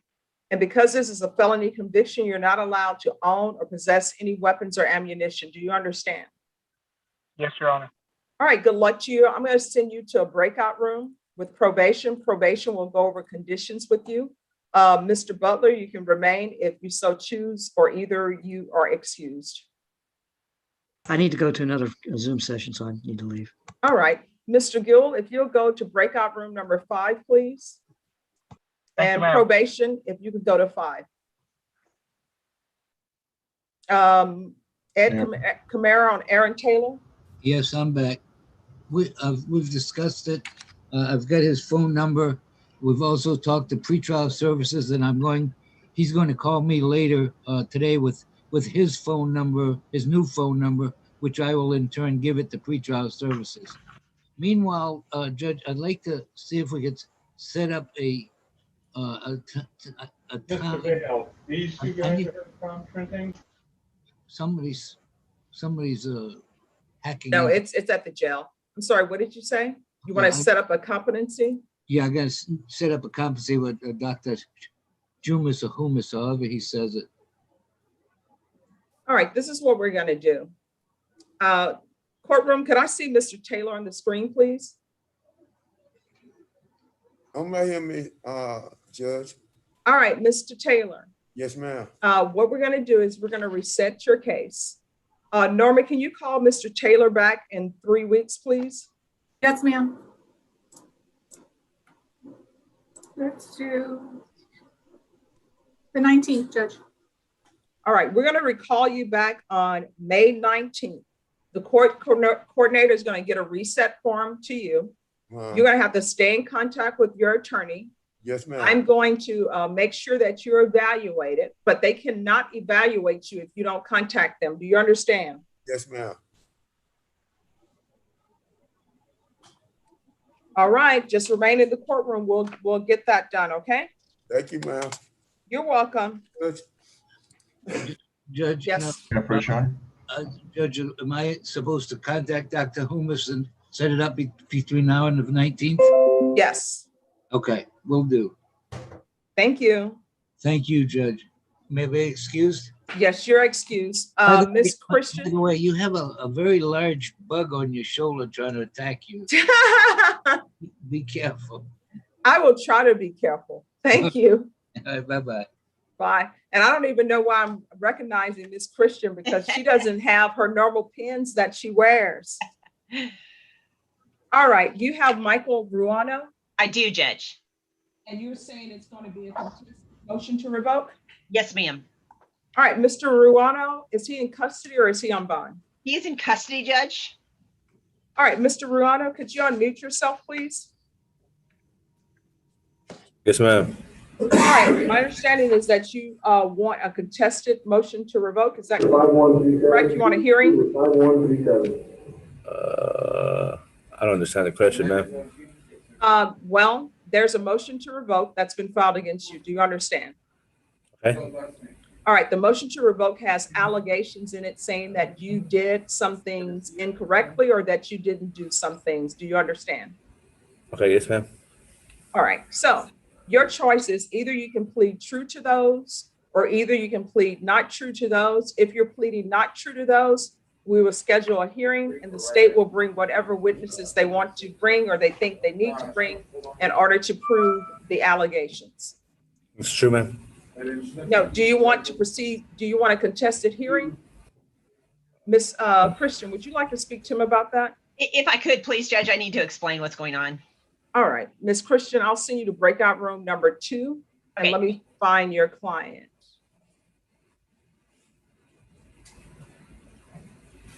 Mr. Ruana, I'm going to send you to breakout room number 2.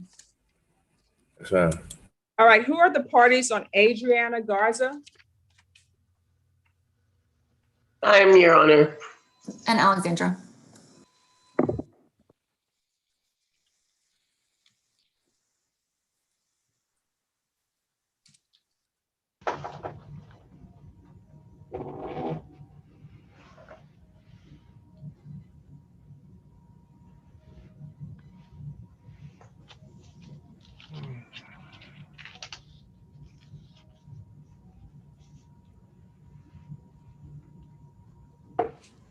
All right, Ms. Garza, can you unmute for me, please? Pardon, Your Honor. Ms. Garza, could you unmute? Thank Yes, you. Your Honor. Yes. All right, thank you. Court is calling 2018 CR 1366, State of Texas versus Adriana Garza. Can you take those back? Could I have parties announced for the record for the state? Alexandra Williamson. For the defense? Deborah Stanton Burke for the defendant. And are you Ms. Garza? Yes, Your Honor. We're proceeding by video because of the pandemic. Any objections from the state? No, Your Honor. Any objections from the defense? No, Your Honor. Ms. Garza, I'm going to show you a document entitled Defendant's Consent to Appear by Video. Did Yes. you review that document with your attorney? Did you understand it? And did you Yes, Your Honor. electronically sign it? Yes, Your Honor. Court will find that defendant has knowingly and voluntarily consented to appear by video. Next, I'm showing you what's entitled Motion to Enter Adjudication of Guilt and Revoke Community Supervision. Did you review that document with your attorney? Did you understand it? Yes, Your Honor. Are you the same Adriana Garza, who's placed on deferred adjudication in cause number 2018 CR 1366 for the offense of prostitution third or more on March 19, 2019 for a period of 6 years? Yes, Your Honor. All right, state. The defendant violated condition number 41 on or about the 25th day of June 2020, Bexar County, Texas. The defendant, Adriana D. Garza, then and there failed to comply with the rules and regulations of the Esperanza Court, in that the defendant no longer wishes to participate and has requested that she be removed from that court program in violation of condition 41. How do you plead to that, true or not true? True, Your Honor. The state will waive all remaining allegations. Any objections to the state's waivers? No objection. All right, did you understand by pleading true to violation of condition number 41, the court could find it true, grant the motion, find you guilty, and sentence you up to 2 years in the state jail facility and up to a $10,000 fine? Did you understand? Yes, Your Honor. Knowing that, do you still wish to plead true to violation of condition number 41? Yes, Your Honor. And state, did you waive all other allegations? Yes, Your Honor. And defense, did you have any objections to the state's waivers? No, Your Honor. Court will find violation of condition number 41 true. Is there an agreement? There is, Your Honor. We're asking for you to grant the state's motion, adjudicate her guilty, revoke her probation, and sentence her to 3 months in the Bexar County Jail under section 1244 of the Penal Code. We will also. I'm sorry, is that a judgment satisfied? Yes, Your Honor. Okay, and I'm sorry, state, continue. Yes, Your Honor. We will also TIC case 655087.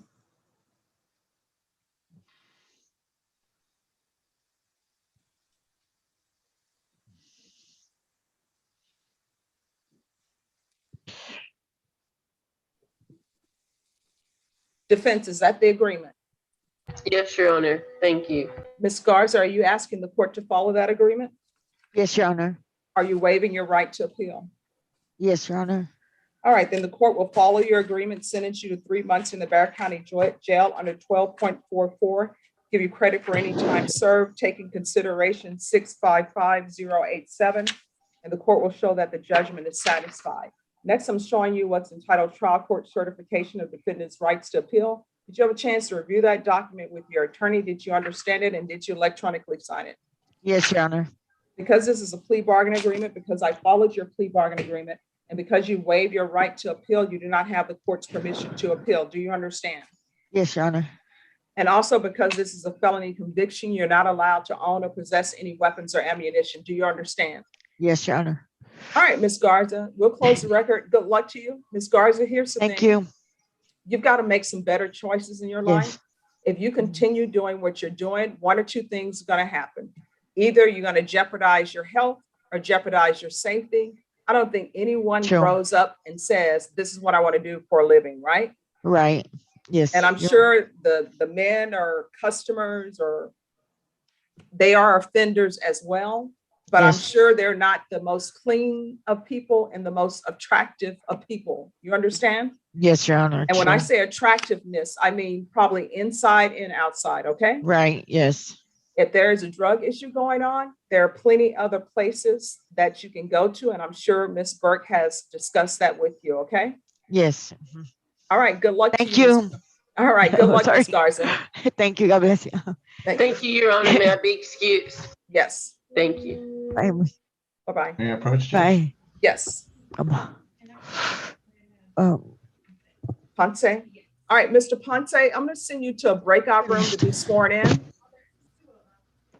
Are there? All right, Manjaro, I'm sending you to breakout room.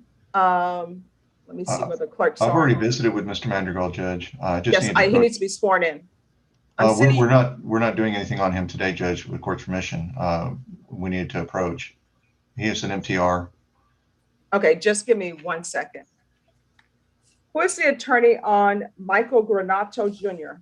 George Schaefer, Your Honor. All right, who's the prosecutor? It was Alexandra Williamson.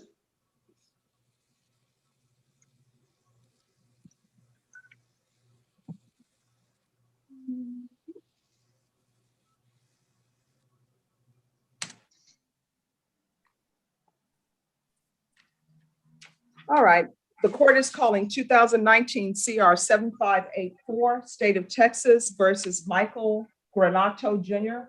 Could I have the parties announced for the record, please, for the state? Alexandra Williamson. For the defense? George Schaefer for defendant, Your Honor. All right, Mr. Granato, can you unmute for me, please?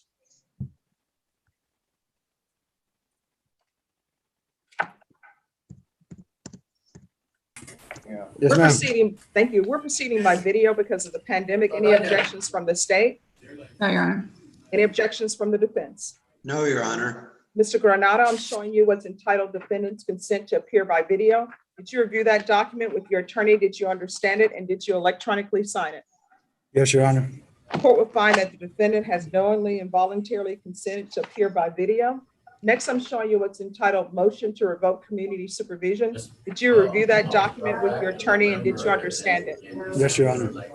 Are you the same Michael Granato Jr. who was placed on community supervision in 2019 CR 7584 for the offense of violation of sex offender duty to register 10 years on September 8, 2020 for a period of 5 years? Is that you? Yes, Your Honor. State? The defendant violated condition number 5 in Bexar County, Texas. The defendant, Michael Granato Jr., did then and there to the supervision officer as directed for the months of November and December 2020 in violation of condition number 5. All right, Mr. Granato, how do you plead to that? True or not true? Yes, ma'am. True. No, is it true or not true? It's true, ma'am. The state will waive all remaining allegations. Any objections to the state's ruling? I'm No, sorry, Your to Honor. the state's waiver. No, Your Honor. All right, Mr. Granato, did you understand by pleading true to violation of condition number 5, the court could find it true, grant the motion, sentence you to 2 years in the state jail facility? Yes, Your Honor. Knowing that, do you still wish to plead true to violation of condition number 5? Yes. Court will find violation of condition number 5 true. Is there an agreement? There is, Your Honor. We're asking for you to grant the state's motion, revoke probation, and sentence him to 60 days in the Bexar County Jail under Section 1244. Is that the agreement? It is, Your Honor. Is this a judgment satisfied? Your Honor, I don't believe he has the time yet. Judge, Mr. I'm sorry, Yes. our position, of course, is to give him credit for any time he's already served. All right, Mr. Granado, are you asking the court to follow your agreement? Yes, Your Honor. Are you waiving your right to appeal? Yes, Your Honor. Then the court will follow your agreement. The court will grant the motion, sentence you to 60 days in the Bexar County Jail under 12.44, give you credit for any time served. Next, I'm showing you what's entitled Trial Court Certification of Defendant's Rights to Appeal. Did you review that document with your attorney? Did you understand it? And did you electronically sign it? Yes, Your Honor. Because this is a plea bargain agreement, because I followed your plea bargain agreement, and because you waive your right to appeal, you do not have the court's permission to appeal. Do you understand? Yes, Your Honor. And also, do you understand, because this is a felony conviction, you're not allowed to own or possess any weapons or ammunition? Do you understand? Yes, Your Honor. All right, Mr. Granado, you better make sure that you register. Otherwise, you're going to be back here. Do you understand? Yes, Your Honor. All right, with that, we'll close the record. Thank you, Your Honor. Good luck to you, Michael. Thank you. Thank you. Norma, can you let them know that Mr. Granado can go back? Yes. All right, Mr. Vale on Escobedo. Yes, ma'am. Mr. Escobedo, we need a 2-week reset, Judge, on that. I need to pull a copy of the judgment out of Guadalupe County reflecting a case was dismissed. It was one of the bases for the MTR. I have got an offer from the state, but I need to get that documentation, and then we can proceed at that point with court's permission. All right, just one moment. I mean, if the court wants to do it in a week, that's fine. I don't need a lot of time. I want to push the case and get it moving, but a week to 2 weeks would be fine. All right, Norma, on Mr. Fernando Escobedo, is your client in custody or on bond? He is, Your Honor. Can you recall this in 1 week, Norma? On who, Judge? I'm sorry. It's Fernando Escobedo. Okay, I'm sorry, because I was on the phone, Judge, at the jail. May 5th. All right, we'll be back on Mr. Escobedo on May 5th. Yes, ma'am. And then I have an announcement on Mr. Montregal. All right, just 1 second.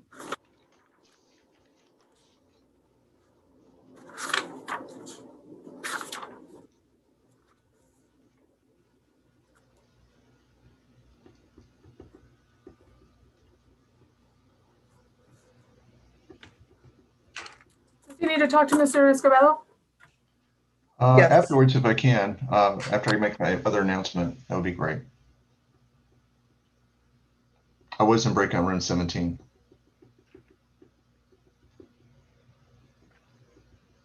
All right, and who's the other person? It's Ricardo Montregal, Judge. Yes. Now, this one we need 2 weeks on. Apparently, there's another charge that's floating around that hasn't been indicted yet. And we've worked out an arrangement that if they do indict the case, I think we can make a recommendation to the court on the MTR and resolve the other case, but they haven't filed it yet. So I know Ms. Williamson put a request in to the prosecutor handling it to hurry up and get something done on that case. And so we were asking if the court could recall us in 2 weeks. All right, Norma, can you set this in 2 weeks? And that will be a contested hearing. So if you have it, great. If you don't have it, then we'll proceed. That'll be fine, Judge, and we're ready on that. I also have a recommendation. Norma? Just one moment. Sorry, I thought I was unmuted. May 12th. All right, we'll recall that for May 12th for a contested hearing. Yes, ma'am. And if I could be put in a breakout room real quick with Mr. Escobedo, I'd be appreciative, Your Honor. All right, just one moment. And Norma, can you let them know that Mr. Madrigal can go back? Yes. Judge, may I approach? Just give me a moment. Mr. Escobedo. Let me see if I can find your attorney. Yes, ma'am. If you'll go to breakout room number 17, please. Okay. Thank you, Judge. You're welcome. All right, Melissa Christian. You're muted. I'm here. Mr. Madrigal, 16E can go back. Yes. Yes, Your Honor. What is happening with your client? He would like to request a contested MTR, and Judge, if we could have like 3 or 4 weeks, only because I'm gonna have to go into the property room and get his phone. I did confer with Joe Ray, and if I can present him with evidence, it may end up for us not even having to have the hearing, but I do need a little time to get that phone and dump it. Okay, Norma?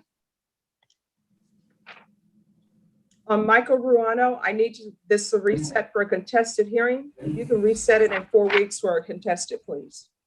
Yes, ma'am. Give me 1 second. I just need to look at the calendar, Judge. Judge and Mr. Sandoval, I'm ready to talk to him about the plea paperwork, Judge. All right, just give me a moment. Yes.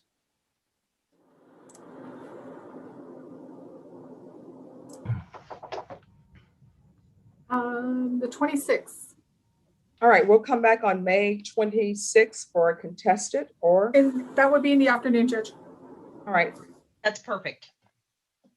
All right, Norma, can you let them know that he can go back? Thank you, Judge. May I be excused? 16, yes. 16B. Judge, on Neil Barrera, did you get paperwork on him because he needs a special assistance to fill out paperwork? Just 1 moment. Thank you. All right, Alfonso Otero, you needed a breakout room. Yes, Judge. Were you previously in a breakout room? I was in breakout room 20 with the prosecutor. All right, I'll send you to breakout room number 16. And is your client in custody or on bond? He's in custody, Judge. That's Sandoval. All right, Mr. Sandoval, if you can go to 16, please. All right, Michael Granados. Yes, ma'am. Yes, what is happening with Jason Cardenas? We did not reach an agreement. We need a contested MTR. Mr. Jason Cardenas? Okay. Judge Boyd, sorry to interrupt you. Am I free to go? No, just remain there. Someone will remove you.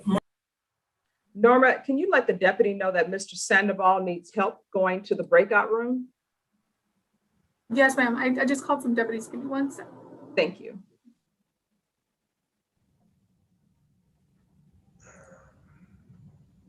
Okay. Jason Cardenas, where are you?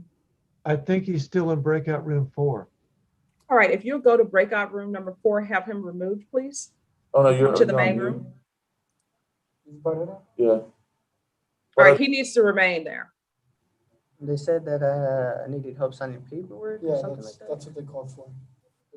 All right, Fernando, your client needs to sign paperwork. Yeah, I think he's got the deputy right there. That's 187 Barrera. Okay. Yeah, he can't. He's blind, Judge.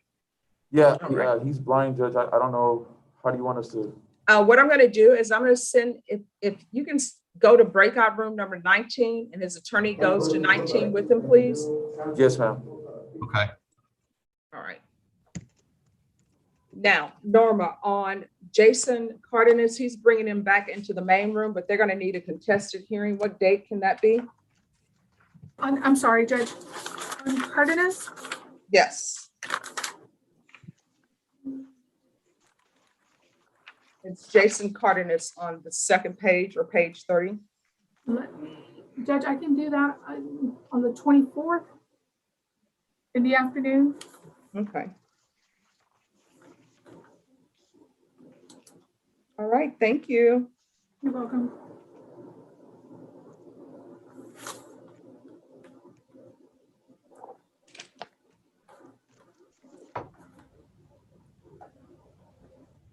And I think Michael Granados. Yes, ma'am. Is your client here? He's in custody. No, I mean, is he on the screen? He's been in a breakout room. Did you I think have he's him in come number back? 3. Okay, you went to number 4. That's where I put you. Were you able to talk him out of the breakout room? All right, everyone, just give me a moment.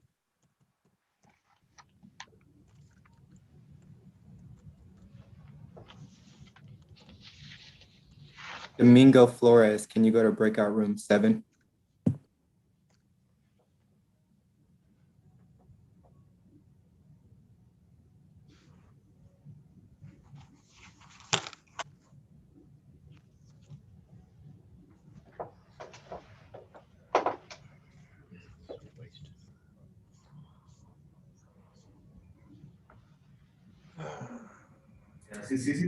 Jeffrey, he just went to room 7. Right.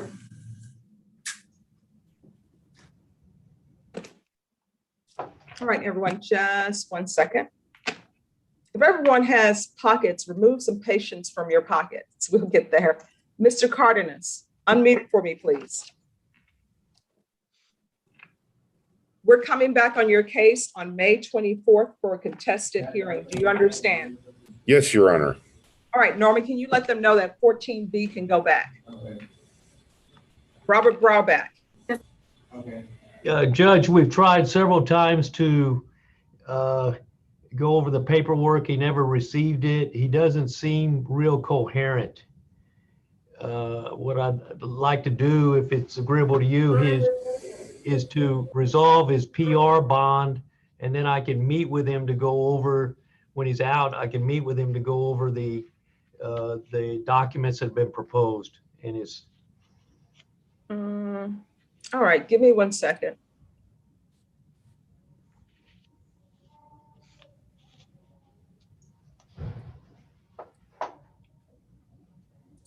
Norman, can you have the interpreter come back, please? Will Brooks, what is happening with your case? Yes, ma'am. Hi, Judge. We had, JR and I have an agreement, I guess, of sorts to plead true, but we're unagreed as to the recommendation itself, Judge. Okay, have you signed the paperwork?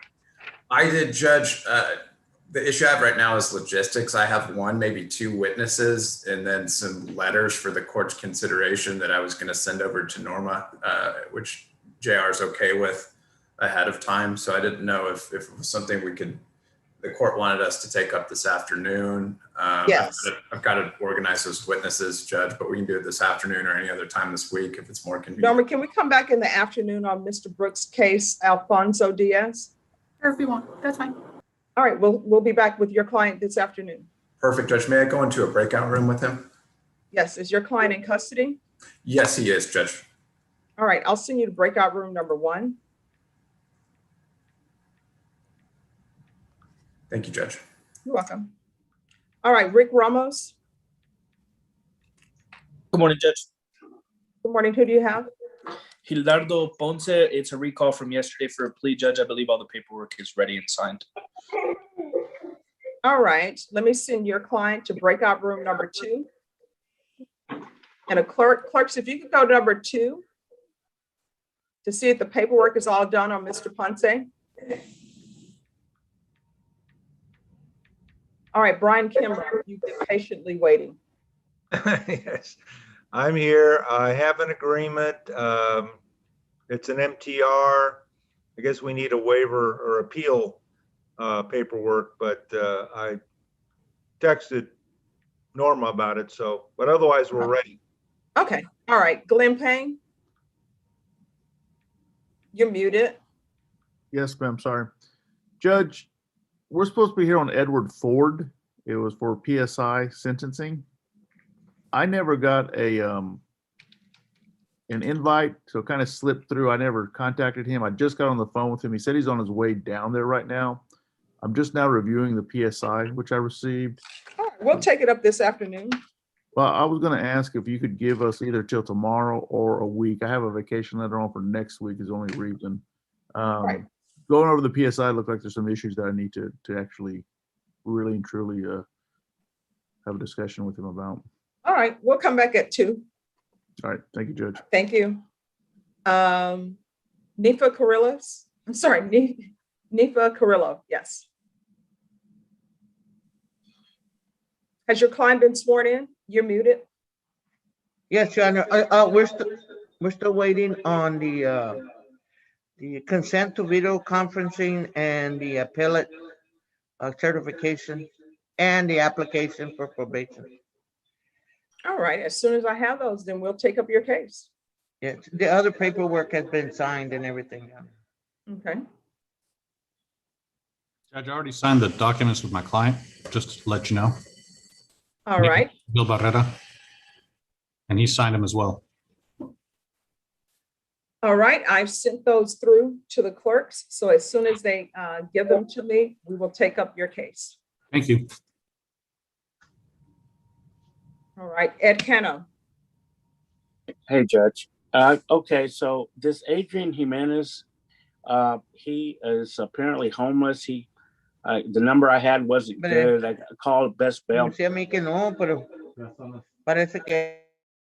Okay, yeah. So anyhow, I got a different number from the bondsman. Call, sent a text, but so I can't get a hold of him now, Judge. But we just found out about this setting actually yesterday evening, Judge. Now, let me explain something to everybody about the settings that you receive. The settings that you receive are generated by the system. And what ends up happening is the only thing that you get is you get how you can zoom in. But defendants know to either show up in court or zoom in. The reason why the court coordinator sends the emails for you to zoom in the day before is because she had previously sent it out to everyone weeks before, but then attorneys were losing the email or forgetting about the email and saying, I never received an email. And then when they look through, they're like, oh yeah, I got it. So to simplify everything, you get the email the day before, but defendants already have in the mail when they're supposed to appear. All right, yeah. So what we had was he had a court date coming up on May the 11th. So, but anyhow, Judge, that's all I can tell you about that. All right, just give me a moment. Who's on Ponce? That's me, Your Honor. Who's the prosecutor on Ponce? I believe it was Mr. Martin. Yeah, I was yesterday, but I've resigned myself from that case. So I'm just kidding. We can do it.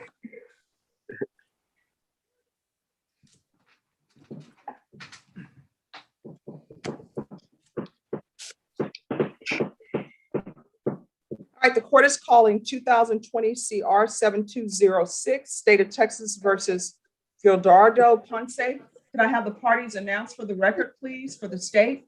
David Martin. For the defense? Rick Ramos. All right, and are you Mr. Ponce? Yes, ma'am. We're proceeding by video because of the pandemic. Any objections from the state or the defense? No objection. No, ma'am. No objections, Your Honor. Mr. Ponce? Uh-huh. I'm showing you a document entitled Defendant's Consent to Appear by Video. Did you review that document with your attorney? Did you understand it? And did you electronically sign it? Yes, ma'am. Court will find that the defendant has knowingly and voluntarily consented to appear by video. Thank you. These are awesome. Next, I'm showing you what's entitled Application for Deferred Adjudication or Community Supervision. Did you review that document with your attorney? Did you understand it? And did you electronically sign it? Yes, ma'am, I understand. Counsel, I'm showing you the discovery acknowledgement. Have you received all the discovery in this case, and did you review it with your client? Yes, Your Honor. Court will find that the state is in compliance with discovery. Mr. Ponce, I'm showing you what's entitled, where's this noise coming from? Is that from you, Mr. Ponce? Yes, ma'am. All right. Mr. Ponce, I'm showing you what's entitled True Bill of Indictment. Did you review that document with your attorney? Did you understand it? Yes, ma'am. Counsel, do you waive the reading of the indictment? Yes, Your Honor. State, are you proceeding on the indictment as presented? Yes, we are.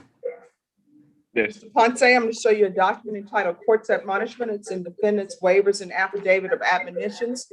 Did you review that document with your attorney? Did you understand it? And did you electronically sign it in all the appropriate places? Yes, ma'am. Did you understand what you're charged with is assault, family choking?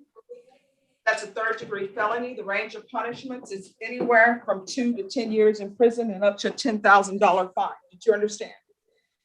Yes, ma'am. Did you understand if you have a plea bargain agreement with the state, the court does not have to follow your plea bargain agreement? If for any reason the court does not follow your plea bargain agreement and gives you more than you bargained for, the fact that you entered a plea will not be used against you and you will be allowed to withdraw your plea. Did you understand? Yes, ma'am, I did. Did you understand you have a right to jury trial, a right for you or your attorney to cross-examine and confront any witnesses the state will call, and the right to remain silent? Yes, ma'am. Did you understand by entering this plea bargain agreement, you were giving up those rights? Yes, ma'am. I did.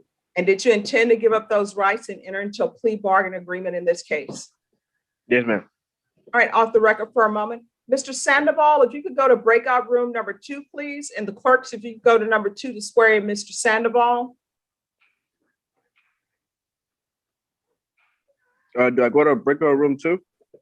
Not you, Mr. Ponce. Oh, okay. I was like, do I go to break? My bad. All right, we're back on the record. Did you understand you have a right to jury trial, a right for you or your attorney to cross-examine and confront any witnesses the state would call, and the right to remain silent? Yes, ma'am. Did you understand by entering this plea bargain agreement, you were giving up those rights? Yes, yes, I did. And did you intend to give up those rights and enter into a plea bargain agreement in this case? Yes, ma'am, I did. Counsel, has your client been able to provide you with any defenses to this offense? Yes, Your Honor. Do you believe he has a rational as well as a factual understanding of the charges against him? I do, Your Honor. Do you believe he's currently competent and was legally sane at the time of the offense? Yes, Your Honor. And Mr. Ponce, did you understand if the court would grant your application for deferred adjudication, if for any reason your deferred adjudication were revoked, the court could find you guilty and sentence you up to 10 years in prison and up to a $10,000 fine? Yes, ma'am, I did. Mr. Ponce, has anyone threatened you, coerced you, or placed you in fear to get you to enter this plea? Oh, no, ma'am, no. Has anyone promised you anything other than the plea bargain agreement to get you to enter this plea? No, ma'am, no. Are you satisfied with the way you've been represented? Yes, ma'am, I am. Are you a U.S. citizen? Yes. The court will find that the defendant has knowingly and voluntarily waived his right to jury trial. Next, I'm showing you the plea bargain page. Did you review that page with your attorney? Did you understand it? Yes, ma'am, I did. According to the plea bargain agreement, the state recommends deferred adjudication. Take into consideration County Court Cause number 653146, 654611, NIMAG number 600121. There's an affirmative finding of family violence, the BIPP course, $100 to an approved family violence center. Did you understand with the affirmative finding of family violence, you're not allowed to own or possess any weapons or ammunition? Yes, ma'am, I understood that. Did you understand with the affirmative finding of family violence, you're not allowed to be designated as primary custodial parent? Yes, ma'am, I did. Then did you understand that to be the entirety of the plea bargain agreement? Yes, ma'am, I did. Defense, is that the plea bargain agreement? It is, Your Honor. State, is that the plea bargain agreement? Yes, Judge.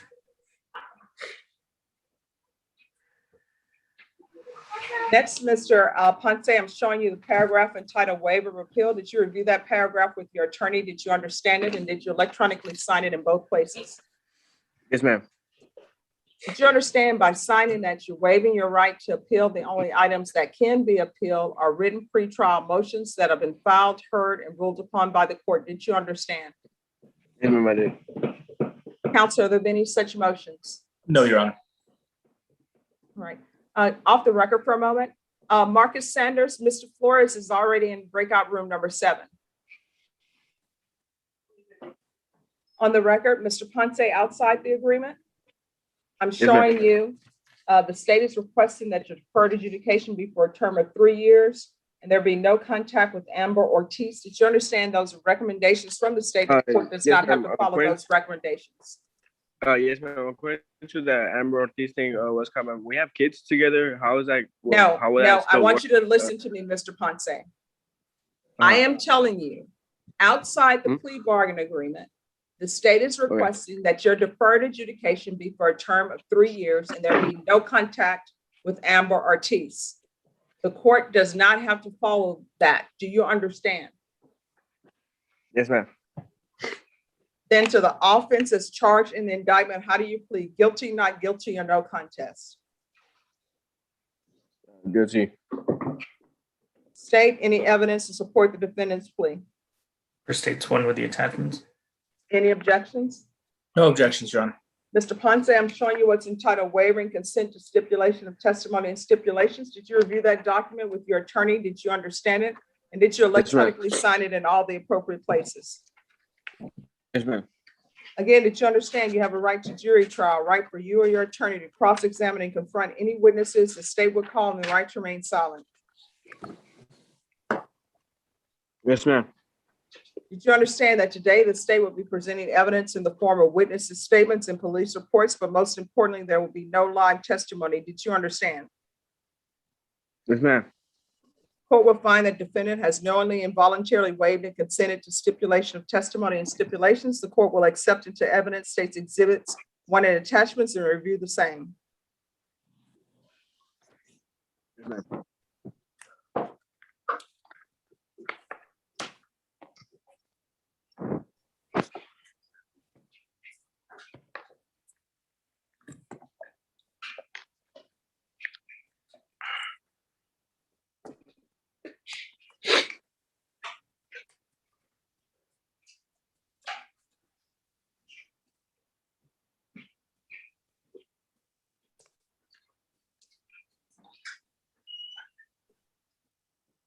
All right, after reviewing state's exhibits 1 and attachments, the court will find there is sufficient evidence to find you guilty. However, the court will defer finding of guilt as you applied for deferred adjudication. Are you proceeding with sentencing? Yes, Your Honor. Anything you wish to say on behalf of your client? Yes, Your Honor. So in this situation, as Mr. Ponce was trying to let the court know, he does have a child or children with Miss Amber Ortiz. He has not been able to have contact with her. He understands that there's as a condition of his bond, there's been no contact. However, we do not feel that Miss Ortiz wants a protective order. She never went and applied for one. She has made contact with his mom, and he's been very good about keeping his distance, letting her know, like, hey, look, until we sort this thing out with this case, I can't be talking with you. But he would like to request from the court that there be a no harmful or injurious contact order to allow him to see his children that he has with Miss Ortiz, Your Honor. All right, Mr. Ponce. Yes, you need to find a location and you need to stay in that one location because you're losing your signal. Oh, okay. I'm sorry, ma'am. I just was kind of inside. It was just they're making too much noise. I just came outside. All right. So how old are you? 28, ma'am. I'm sorry, how old? 28. All right, you're 28 years old. How old are your children? My children is 7, 5, 2 and 1. 7, 5, 2, and 1. Yes, ma'am. All right. So, according to everything that I read in the police report, you were choking Miss Ortiz and you hit Miss Ortiz. Is that correct? According to the police report, that's correct.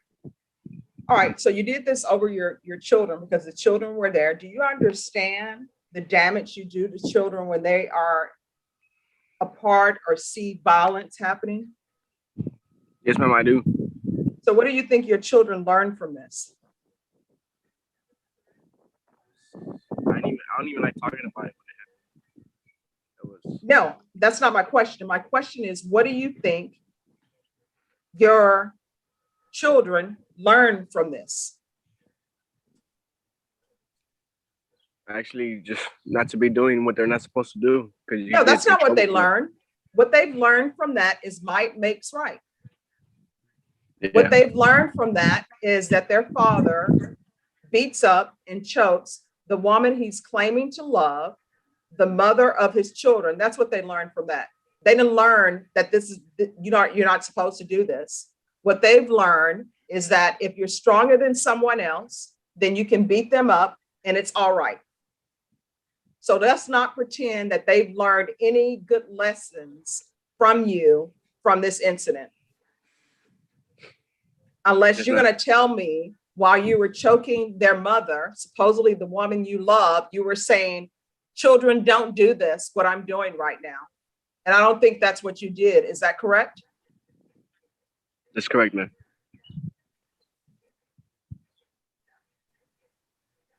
Is Child Protective Services involved? Not that we're aware of, Your Honor. I don't know why CPS isn't involved. Mr. Ponce, if you're tested today, what are the results going to be? Just what, man? If you receive a drug test today, what are the results going to be? And you are going to get a drug test today. I should be clean, ma'am. I mean, I had smoked not so long ago, so I mean, if I come on dirty, it'll probably be just because what are you smoking? Ma'am. Just weed, but I haven't smoked in a while. But it was to come out, it's because of that. And is that the only drug you do? Yes, ma'am. That's it. I don't do nothing else. You know, there's no way you can be a good and focused parent if you're using drugs. You understand that? Yes, ma'am. Are you employed?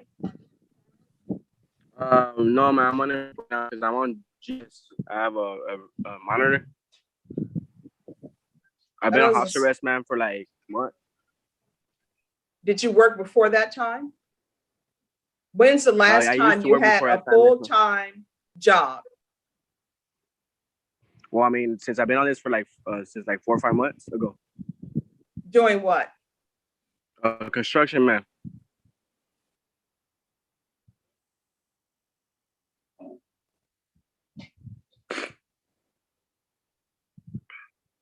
All right, this is what the court is going to do. The court is going to sentence you to 3 years deferred adjudication. Take in consideration County Court Cause number 653-146, 654-611, NIMAC number 600121, affirmative finding of family violence, the BIPP course, $100 to an approved family violence center, no contact with Amber Ortiz, CPS compliance if applicable, proof of employment within 30 days,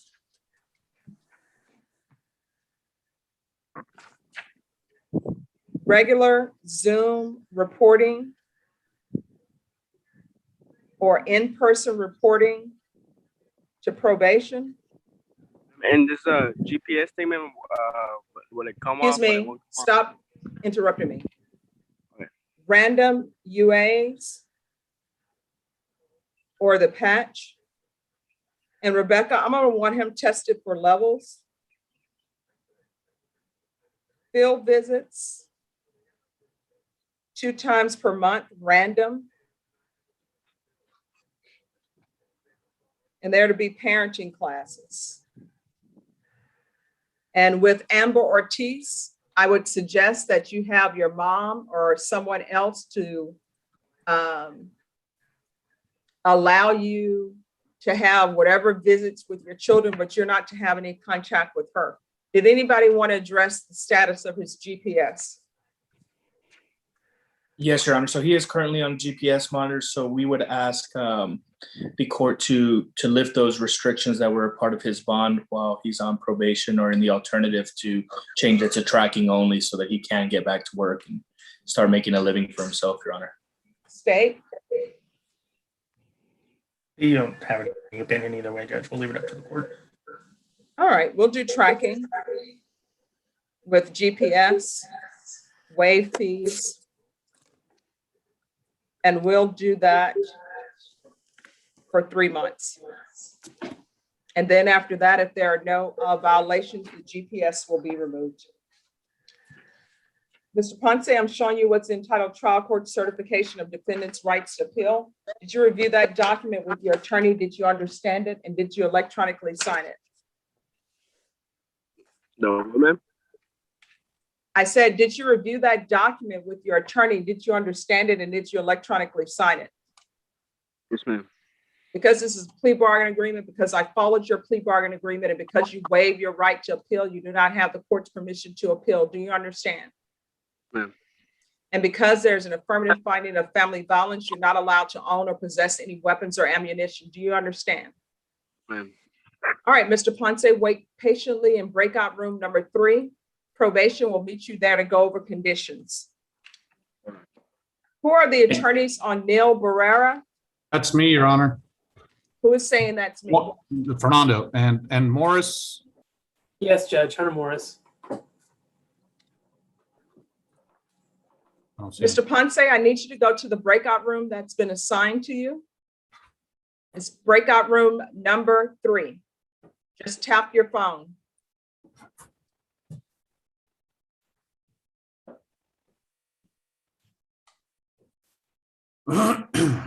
Court is calling 2019 CR 0122W, State of Texas versus Neil Matthew Barrera.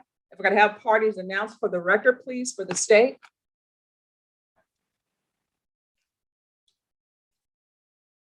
You're muted. And Norman, could you get a deputy to unmute for Mr. Barrera, please? Hunter Morris for the state. Yes, ma'am. Give me 1 second, Judge. And for the defense? Fernando Trevino for the accused, Your Honor. All right. And Mr. Trevino, it's the court's understanding that Mr. Barrera is legally blind. Is that correct? He was recently, he underwent a shot to the face, and he is legally blind. And well, he can't talk right now because he's muted, but I can have him explain to you the situation. He was shot in the face, basically. Right. Well, here are my questions for you. Were you able to go over all of the documents with Mr. Barrera? I was able to go with them, and I was in the breakout room, and I explained everything fully to him, and the deputies were able to assist him in typing his name out, and he pressed the button to sign. All right. To the deputy, could you unmute for me on Mr. Barrera? Okay, hello, can you hear me? Yes, I can hear you. Mr. Barrera, Yes, ma'am. did you go over all of the documents with your attorney? Yes, ma'am, I believe so. All right. Did you understand that you signed a document that where you consented to appear by video? Did you understand? Yes, ma'am. All right. The court will find that defendant has knowingly and voluntarily consented to appear by video. Did your attorney go over the document with you that's entitled Motion to Enter Adjudication of Guilt and Revoke Community Supervision? Yes, ma'am, I believe so. All right. Did you understand that document? Yes. All right. Are you the same Neil Barrera? I'm sorry, Neil Matthew Barrera, who's placed on deferred adjudication in 2019 CR 0122W for the offense of evading arrest, detention, second or more on January 9, 2019 for a period of 2 years? Is that you? Yes, ma'am. All right, state. Condition number 5, Judge. In Bexar County, Texas, the defendant Neil Matthew Barrera did then and there fail to report to the supervision officer in person and or by mail for the months of January, February, March, April, May, June, July, August, September, October, November 2020 in violation of condition number 5. How do you plead to that, true or not true? I plead true. State? The state would waive and abandon the remaining allegations, Judge. Any objections? No objection, no. Mr. Barrera, did you understand by pleading true to violation of condition number 5, the court could find it true, grant the motion, find you guilty, and sentence you up to 2 years in the state jail facility and up to $10,000 fine? Did you understand? Yes, ma'am, I did. Knowing that, do you still wish to plead true to violation of condition number 5? Yes, ma'am, I do. Court will find violation of condition number 5 true. Is there an agreement? There is, Judge. The state would ask this court to find the violation true, revoke and adjudicate, and reform the judgment to sentence Mr. Barrera to 30 days under 1244.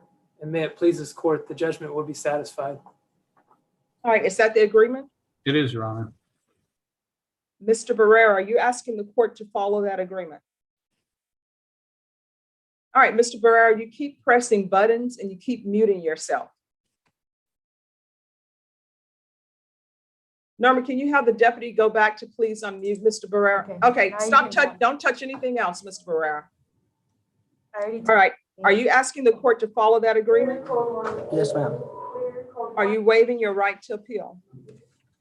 Yes, ma'am. All right, then the court will, as previously stated, find violation of condition number 5 true, find you guilty, grant the motion, sentence you to 30 days in the Bexar County Jail under 12.44. give you credit for any time served, and the court will show that the judgment is satisfied. Now, Mr. Your Barrera, Honor, I'm sorry, yes, would that be on the misdemeanor, the lesser included? I think he was applying for disability. this is listed as a state jail felony. Correct. So Right. he's guilty of a state jail felony. But if you reform the judgment, I believe you can find him guilty of a misdemeanor. My understanding, that's not the agreement that was reached between the parties. So there's either 1244A or 1244B. And my understanding is that this is a felony conviction. Well, are you okay with that, Hunter? And that was the agreement, was to punish him on the misdemeanor level, but he pled to the state jail felony.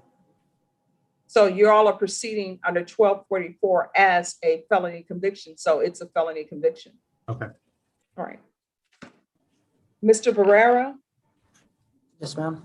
did you review a document entitled Trial Court Certification of Defendant's Rights to Appeal with your attorney? Yes, I believe so. Right. And did you sign it? Yes, ma'am. All right. Because this is a plea bargain agreement, because I followed your plea bargain agreement, and because you waive your right to appeal, you do not have the court's permission to appeal. Do you understand? Yes, ma'am. And because this is a felony conviction, you're not allowed to own or possess any weapons or ammunition. Do you understand? Yes, ma'am. All right, with that, we'll close the record. Norman, can you let them know that Mr. Barrera can go back, and Mr. Trevino, you are excused? Who are the parties? Yes. Yes, ma'am. Is there an interpreter here for Mr. Sandoval? Judge, I'll be right back. Are you done? I believe so. They said I can. Thank you. Yes, Your Honor. Good morning. This is Arlene. Good morning. Did you have to sign anything? Mr. Nitz, who do you have? Judge, I had James Lidgy. He was an unindicted case. I imagine you just dropped it.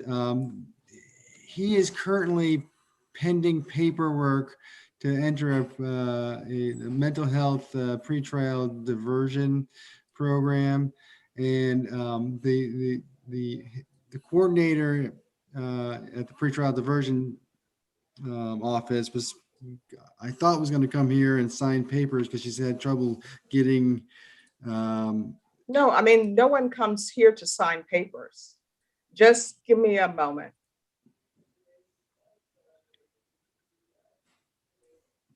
All right, Norma, on Sandoval, can you have one of the parties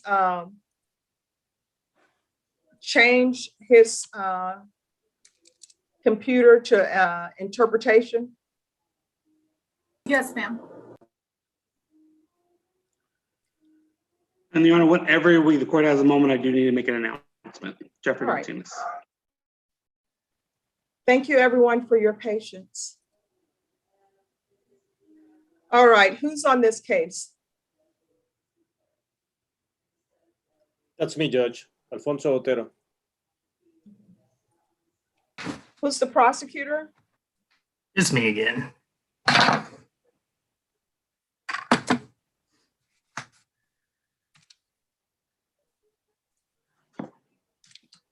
Is Joe Ray here today?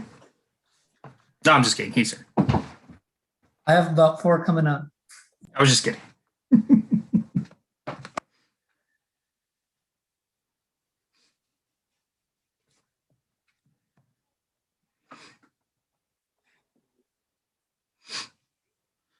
Actually looking for my second chair. Anyone know where they are? Sí, sí la escucho. Muchas gracias.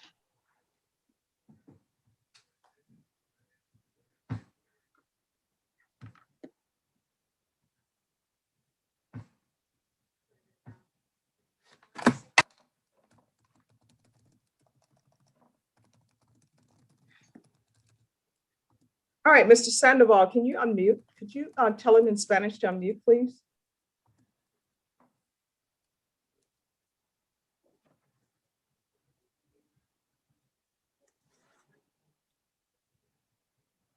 Sí. All right. And can you tell Está him bien, está to bien. hit the interpretation button? Is he on the correct? All right. And if everyone else could turn on the English channel for yourselves. All right, the court is calling 2019 CR 2380, State of Texas versus Renee Sandoval. Could I have parties announced for the record for the state, Ben Martin. for the defense? Alfonso Otero on behalf of Mr. Sandoval. Good morning, Judge. Good morning. And we have an interpreter here today. Ms. Abrams, if you could raise your right hand for me. Do you solemnly swear and affirm that you will faithfully translate from English into Spanish and from Spanish into English, so help you God? All right, you can lower your hand. And are you Mr. Sandoval? Sí. We're proceeding by video because of the pandemic. Any objections from the state or the defense? No objection. No objection, Judge. Mr. Sandoval, all of the documents I'm going to present or speak about are all in English. Was your attorney able to explain that to you in Spanish? Sí, perfectamente. And Mr. Otero, do you speak Spanish fluently? I do, Judge. And did you review all of these documents that are in English with your client in Spanish? I did, Judge. Mr. Sandoval, you signed a document entitled Defendant's Consent to Appear by Video. Did you understand that and did you review it with your attorney?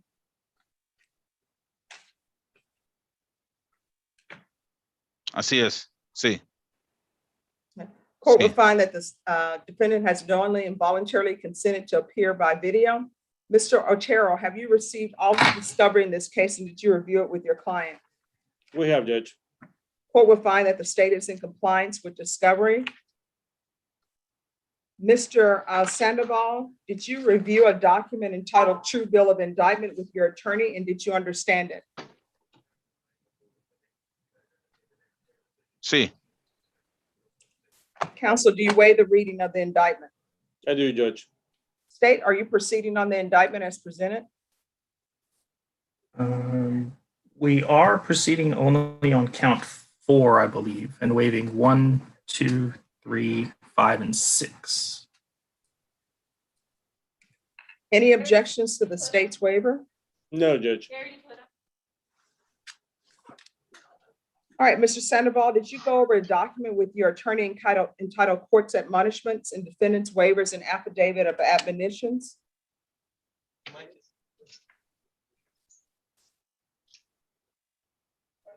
Sí. Did you understand that document and did you electronically sign it in all the appropriate places? Sí. What you're charged with in count 4 is indecency with a child by contact. That's a second-degree felony. The range of punishment is anywhere from 2 to 20 years in prison.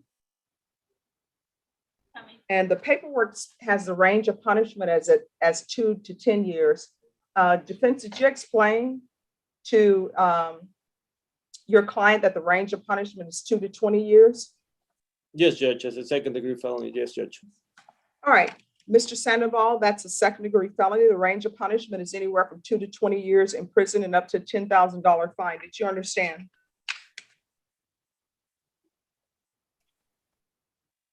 Sí. If you have a plea bargain agreement with the state, the court does not have to follow your plea bargain agreement. If for any reason the court does not follow your plea bargain agreement and gives you more than you bargained for, the fact that you entered a plea will not be used against you and you will be allowed to withdraw your plea. Did you understand?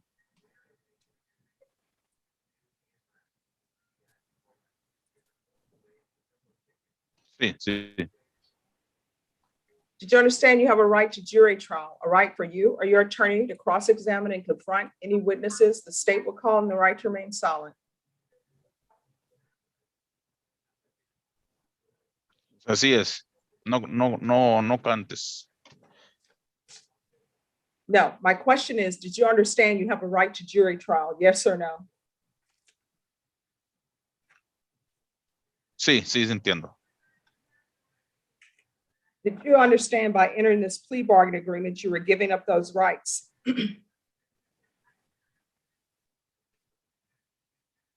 Perfectamente. Mr.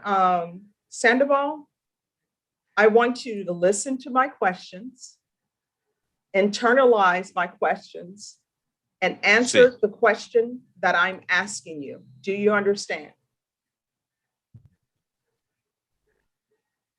Sí. First, do you understand that you have a right to jury trial? Sí. Did you understand by entering this plea bargain agreement, you're giving up that right?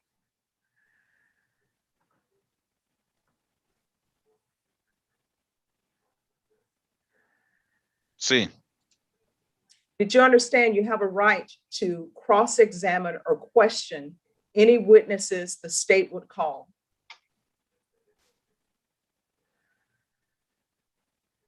Sí. Did you understand by entering this plea bargain agreement, you were giving up that right?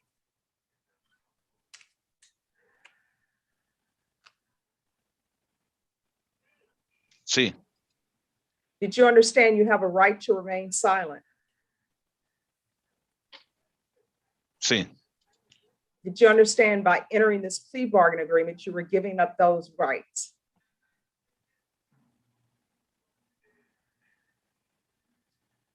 Sí, entiendo. Counsel, has your client been able to provide you with any defenses to this offense? Yes, Judge. Do you believe he has a rational as well as a factual understanding of the charges against him? He does, Judge. Do you believe he's currently competent and was legally sane at the time of the offense? I do, Judge. Mr. Sandoval, has anyone threatened you to get you to enter this plea?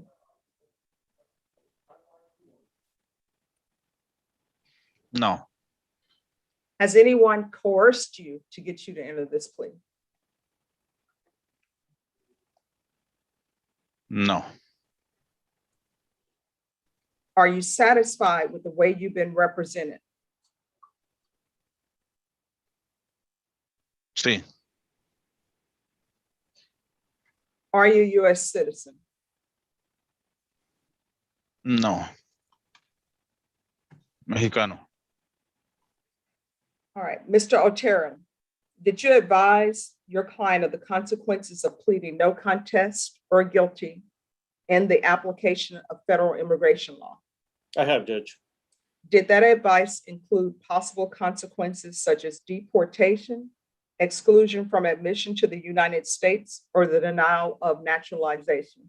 It did, Judge. Do you believe your client understands the consequences of entering a plea in this case as it relates to any immigration consequences? Yes, Judge, he does. Mr. Sandoval, did your attorney advise you of the consequences of entering a plea in this case and the application of federal immigration law? Sí. Did that advice include possible consequences such as deportation, exclusion from admission to the United States, or the denial of naturalization? Sí, lo entiendo.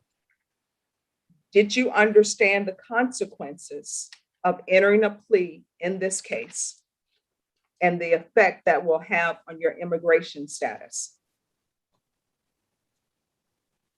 Sí, lo entiendo. Court will find that the defendant has knowingly and voluntarily waived his jury trial.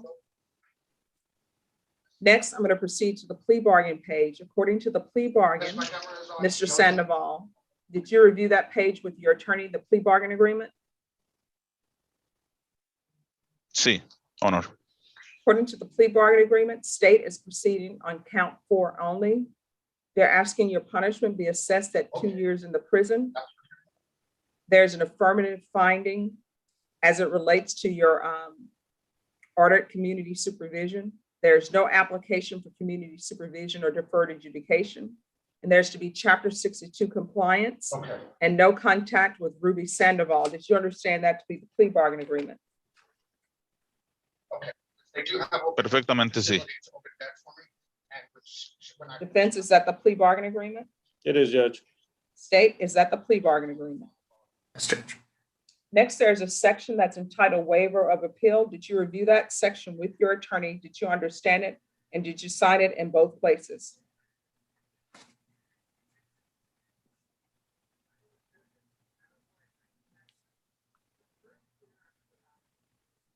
Honor.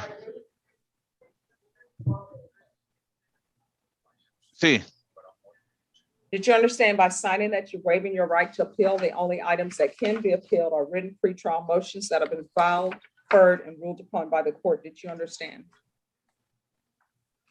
sí entiendo. Counsel, have there been any such motions? No, Judge. Then to the offense is charged in count 4. How do you plead? Guilty, not guilty, or no contest? No me opongo. State any evidence to support the defendant's plea. Law offer states one with the attachments.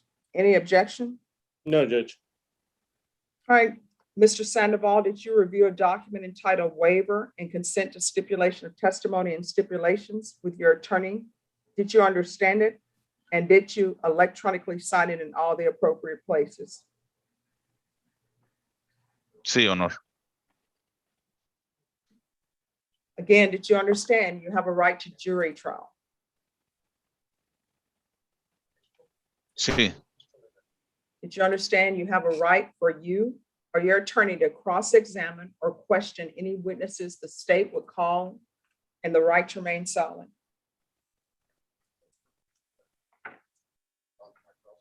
sí entiendo.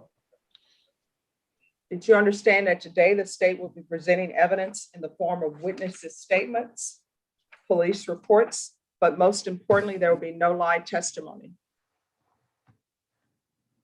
Entiendo, sí. Court will find that defendant has knowingly and voluntarily waived and consented to stipulation of testimony and stipulations. The court will accept into evidence states exhibits 1 and attachments. The court has reviewed those documents. The court is finding there is sufficient evidence to find you guilty, and the court will find you guilty. Are you proceeding with sentencing? Yes, Judge. All right, Mr. Sandoval, I'll follow your plea bargain agreement, sentence you to 2 years in the prison, give you credit for any time served. There's to be Chapter 62 compliance and no contact with Ruby Sandoval. Next, did you review a document entitled Trial Court Certification of Defendant's Rights to Appeal with your attorney? Did you understand it, and did you electronically sign it?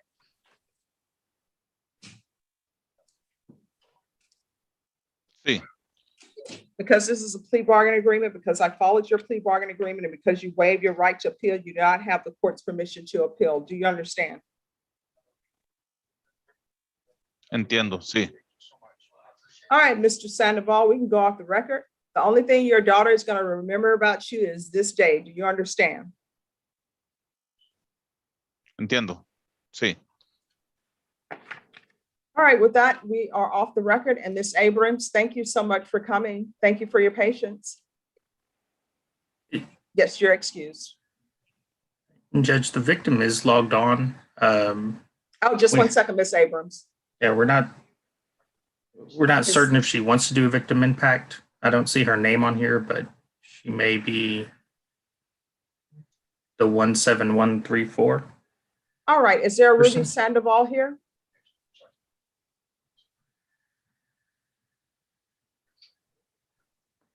All right, I don't believe there's anyone here for victim impact. Ms. Winter, is there anyone here for victim impact? I cannot hear you.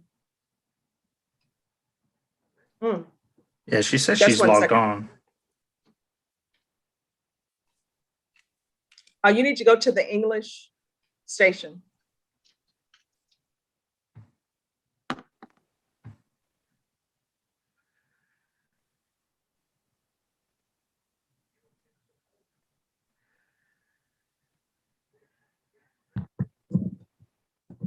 All right, is there a Ruby Sandoval here?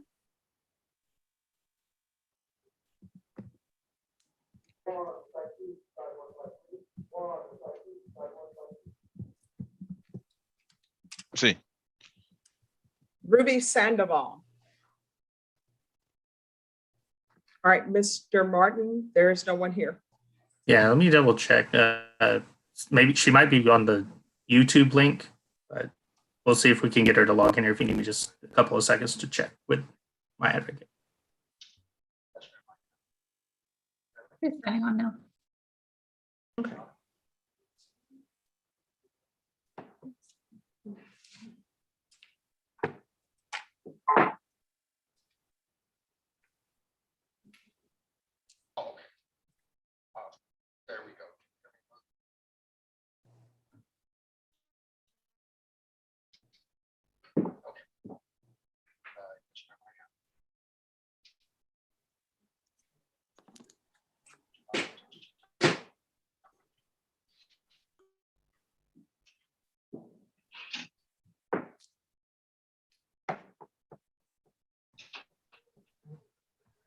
Okay, I think she got booted out, Judge, and she's coming back in.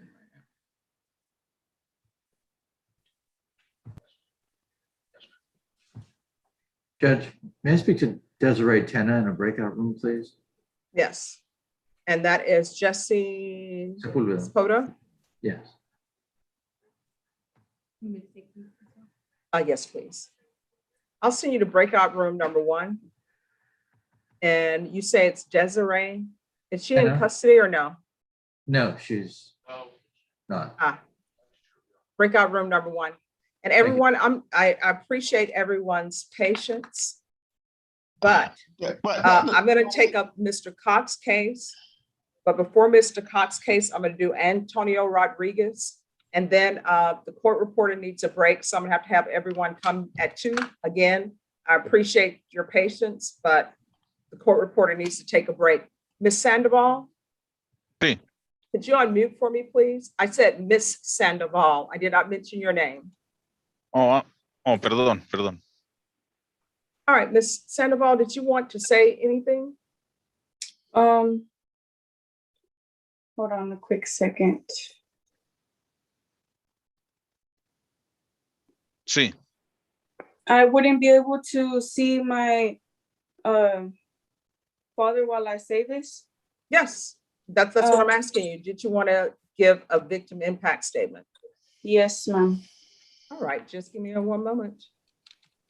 Oh, wow.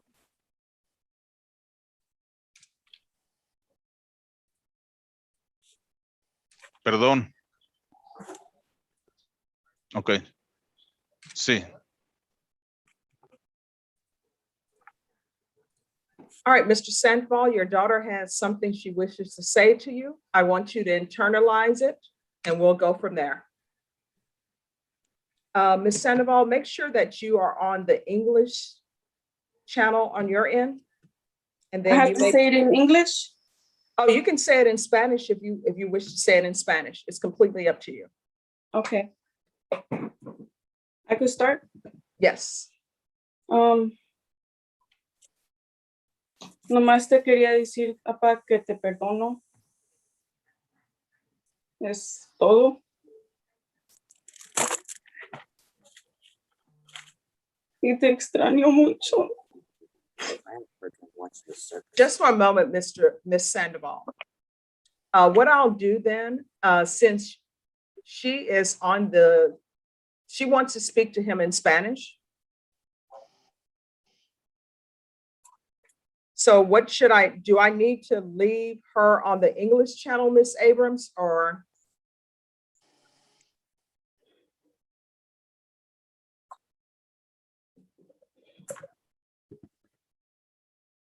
All right, Miss Sandoval, you need to go on the Spanish channel for him to hear you. If you put him back on the English, then everybody can hear. Let me do that. Mr. Sandoval, I need you to go to the English channel.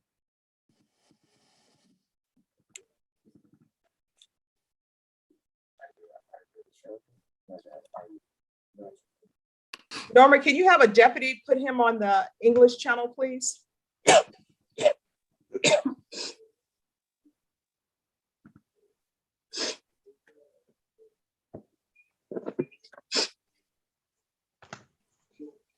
All right, thank you. Let's see if he's able to hear you. Mr. Sandoval, are you able to hear? Could you say something? All right, you may go ahead, Miss Sandoval. Nomás quiero decir que te perdono. Yo sé que no es algo bien, pero sí te perdono y sí eres mi papá. Todos necesitan sus papás.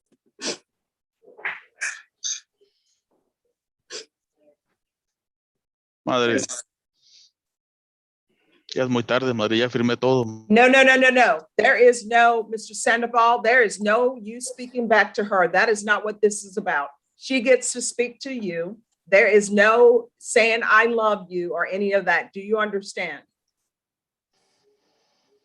So, Ms. Sandoval, you may continue. Todo pasa por una razón. No sé por qué esto pasó,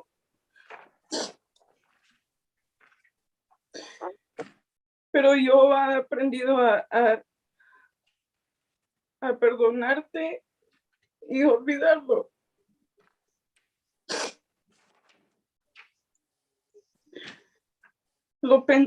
Pienso en esto todos los días, papá. Como por esto ya no puedes mirar mis hijos crecer, o si tengo hijos en el futuro, ni me puedes mirar a mí crecer. O a mi hermanito, tampoco. Pero nomás quiero que sepas que yo sí he salido adelante.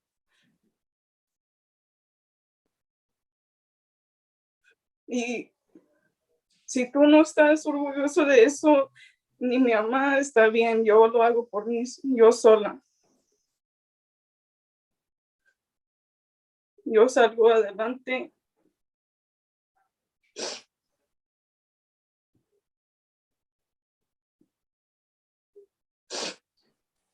That's it, ma'am. All right, thank you, Ms. Sandoval.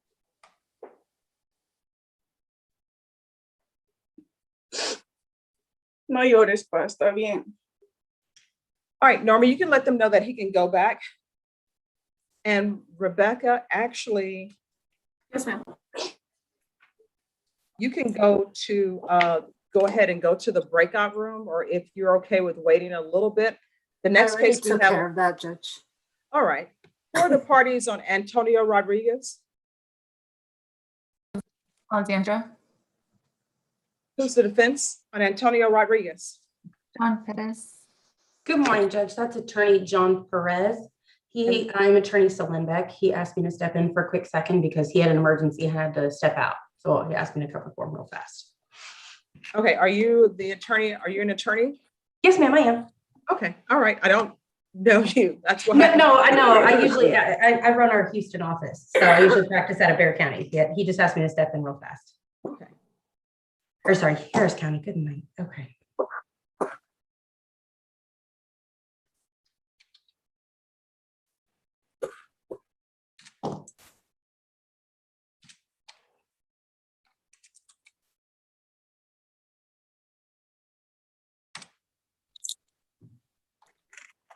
And is your client in custody or on bond?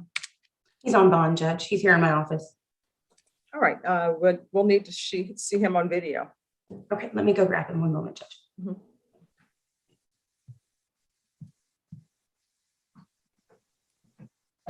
And Brenda, this will be the last one, then we'll take a break. Okay. Of course. Your Honor, do we need any paperwork on Mr. Murray? He's taking a plea on an MTR. It's a continue, but he think he has to do the video waiver. All right, who's speaking? Brian Kimbrough, Your Honor. All right, I'll see you to breakout room. I sent all that paperwork, Judge. All right, so I send you to breakout room number 1. Norma says that she's already sent the paperwork to you. Yeah, I signed it. And I've sent it. Did your client sign it? No, I don't think he has, so I'll talk to him. All right. Court is calling 2021 CR 2413, State of Texas versus Antonio Rodriguez. Can I have parties announced for the record, please, for the state? Alexandra Williamson. For the defense? Salenbeck.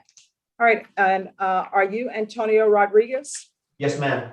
All right, your attorney is listed as John Perez. Do you have any objection to Ms. Beck standing in? No, ma'am. All right, we're proceeding by video because of the pandemic. Any objections from the state? No, Your Honor. Any objections from the defense? No, Your Honor. Mr. Rodriguez, I'm showing you what's entitled Defendant's Consent to Appear by Video. Did you review that document with your attorney? Did you understand it? And did you electronically sign it? Yes.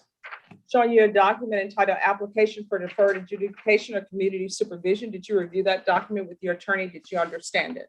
Yes.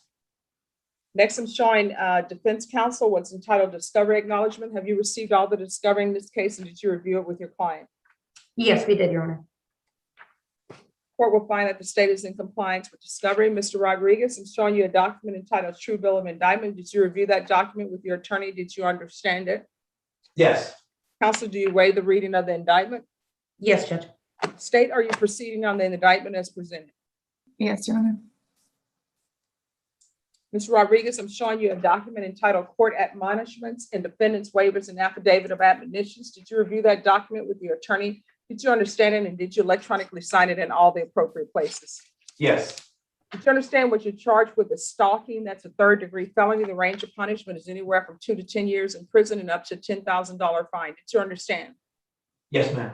If you have a plea bargain agreement with the state, the court does not have to follow your plea bargain agreement. If for any reason the court does not follow your plea bargain agreement and gives you more than you bargained for, the fact that you entered a plea will not be used against you, and you will be allowed to withdraw your plea. Did you understand? Yes, ma'am. Did you understand you have a, yes? Sorry, I need a minute. Just 1 second. I'm sorry. I know I'm starting to speak extra fast. Sorry, just give me 1 second.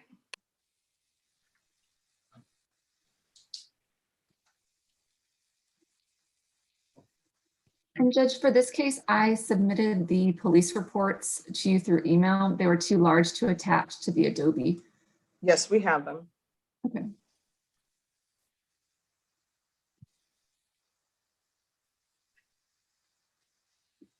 You know what, guys, on this one, I mean, the court reporter has been working all morning. On this one, let's just come back at 2.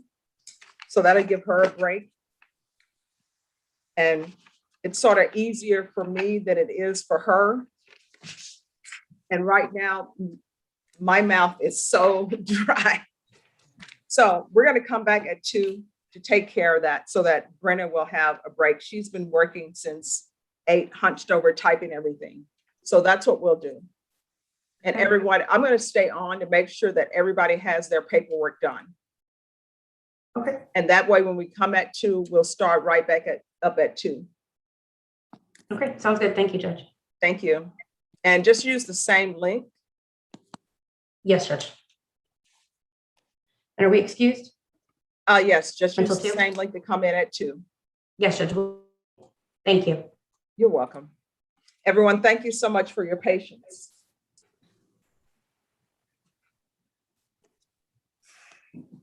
All right.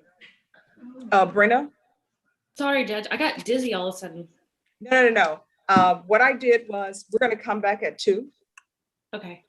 So take a break, Brenna. Okay, I'm sorry. No, it's not your fault at all. We've been going all day, and I know that everyone needs a break. All the attorneys, I appreciate your patience, but I think everyone needs a break. So we'll be back at 2. We will take everything up. At that time, I'm going to stay on to make sure that everybody has their paperwork. So when you come in at 2, if there is an agreement that's been reached, we'll be able to do it right away. Okay, thank you, Judge. All right. Thanks, Brenda.